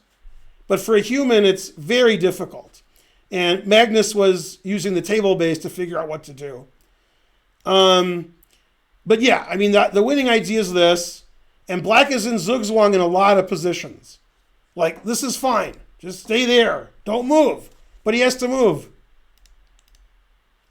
And if he moves his king to the G file, I play king h4 check, like king g6, stopping this. I check, and you have to defend your knight, and then I come in. Once he came in, the game ended really quickly. Yeah. And nobody should resign here. But if you leave the engine running for any amount of time, like 20 seconds, it says white's really winning, like plus 1,000,000. So the only move I would play here if I decided not to resign, and I wouldn't resign, is I would play this. That's what I would play if I didn't resign. And then every move wins. The engine says they're all +9, so that's not good. Actually, it likes this the best. I don't know why. And then if I was black and didn't resign, I would go here. And then I wouldn't know what to do. Now I give up. Do something. Yeah, I guess I go here. I don't know. And rook e1 check forces the king away. That's not good. Jesus Christ. Yeah, that's not good. The king is here. Yeah, now I'd resign if I was black. Now I understand. I understand now. So a really nice game from both players. Really good preparation from Fabi. And MVL lost to draw an ending, but it was very difficult to draw or to understand. And Fabi found, the right way to win. And, you should win up a rook for a knight, but you don't. I mean, if two engines are playing and have access to table bases, then this is a draw. You don't win. But even using table bases, it's hard to understand why some moves win and some draw. But there's a lot of zugzwangs, and all you have to know is, from white's point of view, white wants to get in here. If white gets in there, he's winning. If the king comes here, then I'm just going to win because I overpower you. You got to keep my king out so I don't win. And this actually doesn't work. That was my idea. But this does work. And that's why you don't put your rook on the supposed active ranks, because you're trying to stop the black king from stopping the white king. So Fabi figured that out right away, that he wanted his rook on the G file. and cut the king off and then try to get in here, and then you just win. Then the king and rook are both active, and it's still zugzwang. There's a lot of positions where if black doesn't move, he's not going to lose. Right? If the knight's on e7 and black doesn't move anymore, I guess you could still win with king h7, rook g7 check. Maybe. Probably. Maybe. I think. But yeah, I mean, black has to move at some point and move the king away from white's king or move the knight away so things can come in. And it makes sense that white's winning when he gets the winning position, because I would just think it's winning anyway. I'm shocked that it's a table-based draw, because this looks impossible to draw. And to draw it, you have to play, the engine moves, the table-based moves, and you're just not going to do it. 2 humans in a game. The game went 6.5 hours. Yeah, ridiculous. So Fabi was, played a great game. MVL played a really good game. And he lost. You're black. The guy's putting pressure on you. He out-prepared you. It was a great game. Everybody said it's the game of the tournament. I agree. And very good defense from MVL, considering, he's walking into something, etc. No, I have the latest version of Stockfish, but that's terrible. You need to have 5 million cores. Yeah. You need a billion. If you use what do you call that thing on the thing that has 40 cores of Stockfish? What's that called? I've only used it 1,000 times. I forgot what it's called. You guys know what it's called. Hess, whatever. Sess, that's it. You tricked me. Yeah, that thing has 1 million cores, so that's better than the Stockfish I get on my computer. Stin Moskil, and then when Topalov played World Championship matches, he would rent out these supercomputers for $100,000 and have the engines run on them. I mean, the most powerful computers in the world to do analysis on that. Which, you got to pay him to do that. That's crazy, like Fox News. Yeah. Well, Cess is just on the internet. You just type in cess.com. Yeah.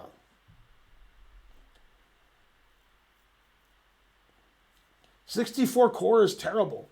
I mean, the guys like this, like Fabi, he's got many computers and he uses every engine. He's going to use Leela and Stockfish, and they're going to have 1 million cores. He's going to do it on 10 computers, and he's going to have 5 people helping him analyze that are all better than me. I mean, and it's very expensive. And then when you play from the World Championship, it becomes less expensive. If you make $1 million from the World Championship, you can spend $300,000 on seconds and engines and stuff, and become world champion. So and he already has a lot of money, and he's also hooked up by St. Louis. So, you do anything to get an extra half point.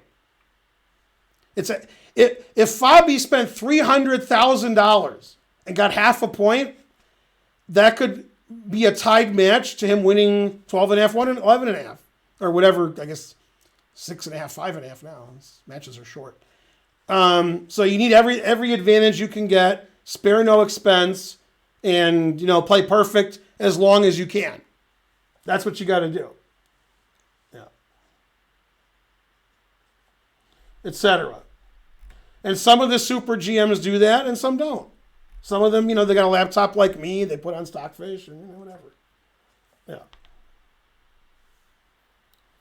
Well, I talked to Ken Thompson about 10 years ago. I went to Google because my friend works there. Well, not anymore. This is the same friend who went to MIT and then Michigan and Greenspoon and all that.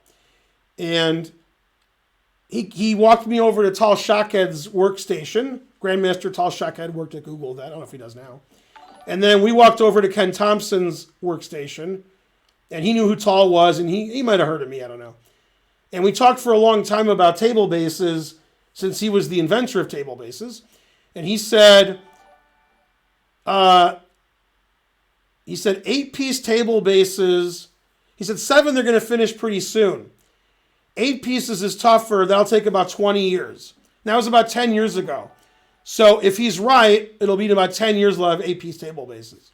That was his guess then. And once Ken Thompson invents something, he lets other people work on it, and then he goes and invents something else. He doesn't stay and do work on it. It's like, I invented it. Yeah, Ken Thompson, if you look up his Wikipedia, it's comparable to Claude Shannon. Ken Thompson is a smart mother. I mean, he's, god damn, etc. Yeah. Yeah, Ken Thompson's a genius's genius. Dominic gave 10 subs. Hooray for Dominic. You're the best. Yeah, he said the Russians are working on it. I think he means the Nalimov table base. I think that's what he meant, but I'm not sure. Yeah. Anyway, go to Wikipedia, look up Ken Thompson, and then hang your head in shame. In shame. Yeah. Go Dominic. Dominic is solving poker.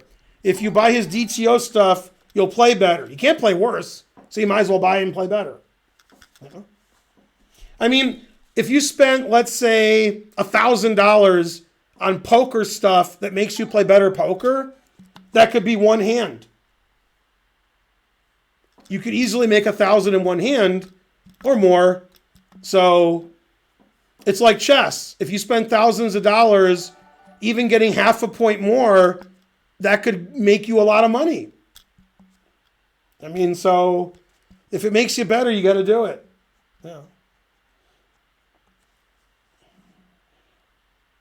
Yeah, Ken Thompson did everything. If I tell you what Ken Thompson did, some of you will cry. He's responsible for some of the C, I think C+, Unix, table bases. God damn. His computer, the supercomputer, the mainframe, was the first one to be 2200 USCF. It was Bell from Bell Labs. He was the special arbiter to the Kasparov Deep Blue match. He's an airplane pilot also. He can fly planes. Yeah. Well, he worked at Google 10 years ago. I don't know if he still works there. I don't know. But he did 10 years ago.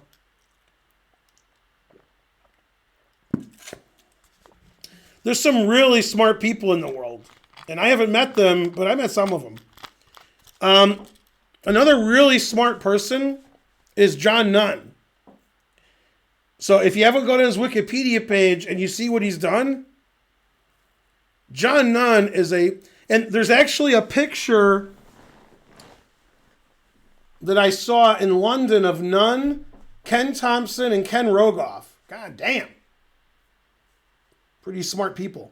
John Nunn was like the youngest graduate of Oxford or Cambridge, I don't know, one of them ever since 1520. And he has a PhD in math, and he's also an astronomer. He's the world puzzle solving champion every year. He's top 10 in the world in chess when he was good. Now he's in his 50s. And he's written 5 million chess books, and they're all considered good. Yeah, the guy's a genius's genius. But yeah, if you look up his Wikipedia, like, what? How do you do all that? How do you do stuff? Yeah. John Nunn, the Grand Master, right? I've never played Kasparov. Yeah. He is related to Bill Nunn. They're like, that son! Yeah.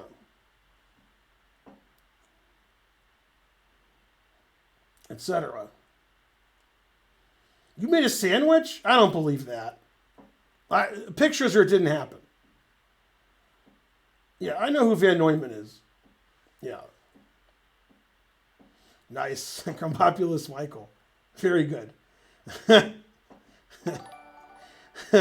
Or Drew in 187 gifted a sub.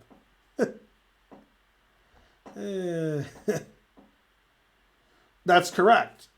Danny Aiello was also the husband in Moonstruck. He was Olivia Dukakis' husband. I mean, he's been in everything, Danny Aiello. He was in. He was like the only white guy in what's the movie with all the black mobsters and they're all super famous? Red Fox and Eddie Murphy and Richard Pryor. Della Reese is in it. What's that movie? No, not Menace to Society. Boo! Ghostbusters. Boo! American Gangster. No. Yeah, Harlem Nights maybe. Yeah, it is. Yeah, Harlem Nights. Danny Aiello's like the only white actor in that movie. But yeah, he's great. He played like a crooked cop. Because, you know, somebody has to be the crooked cop. He's a good crooked cop. He's pretty crooked. My favorite scene in that movie, possibly in any movie, is when Della Reese has a fist fight with Eddie Murphy. And Red Fox says, whoa, you don't want to fight her. You fucking with a heavyweight. And Eddie Murphy's like, what? You know, so he's like punching her in the face. And she's like, whatever. And then he hits her with a garbage can. And then she falls down. And he's like, all right. Then she gets up. And she's going to win the fight. And then he shoots her in her foot. That ends the fight. You shot me in my pinky toe? The Red Fox thing, you're fucking with a heavyweight. That was good. Yeah. Etc. Go Ocean. Yeah. He shot me in my pinky toe. That's right. Dhruv Raj 2828 subscribed. He has a double Indian name. Dhruv Raj. Perfect.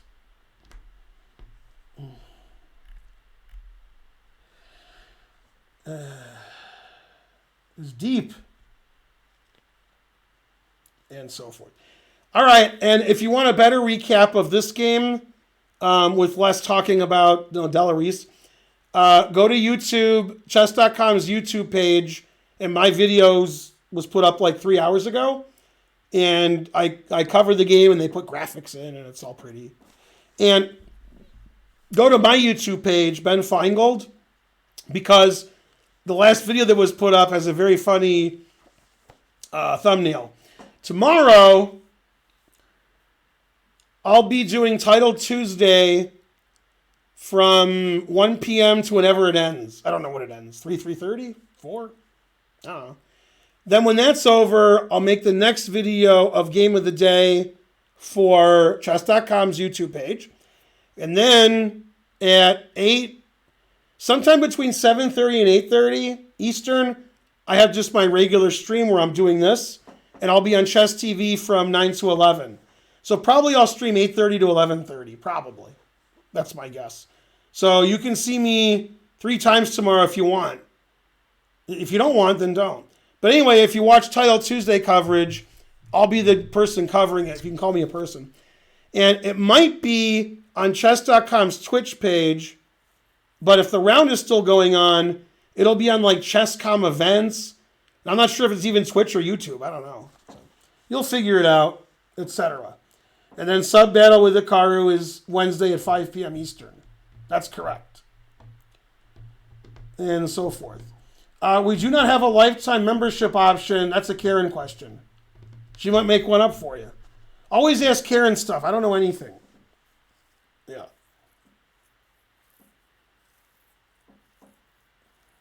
The shirts you have to order over the internet, that's a Karen question. We do have t-shirts that are our t-shirts. Then we have the ones that are merch from the stream, like this one, and then you have to buy them on the internet because we don't have them. But those are all Karen questions. Karen might say, just come in, we'll sell you one. I don't know. She might just make me take my shirt off and give it to you so you have it, and then I'll get more donations because I took my shirt off. So I don't know what's going to happen. It's all Karen questions. Me and Hikaru are like, that, son. You always ask Karen. I don't know. We've always sold shirts. We've sold them for 3 years. When we opened on day 1, we had shirts you could buy. Yeah.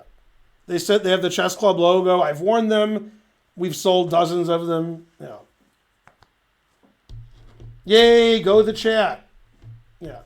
All right, who do I raid? Not you, not you, not you, not you, not you. Maybe you, but no you. Yeah. I raid you, you raid me. Everybody's the worst person in history. Give a dog a bone. I can't spell. No. Also, I can't type. Is that right? Yeah. All right. See you guys tomorrow several times. Bye. Thanks for donating and such.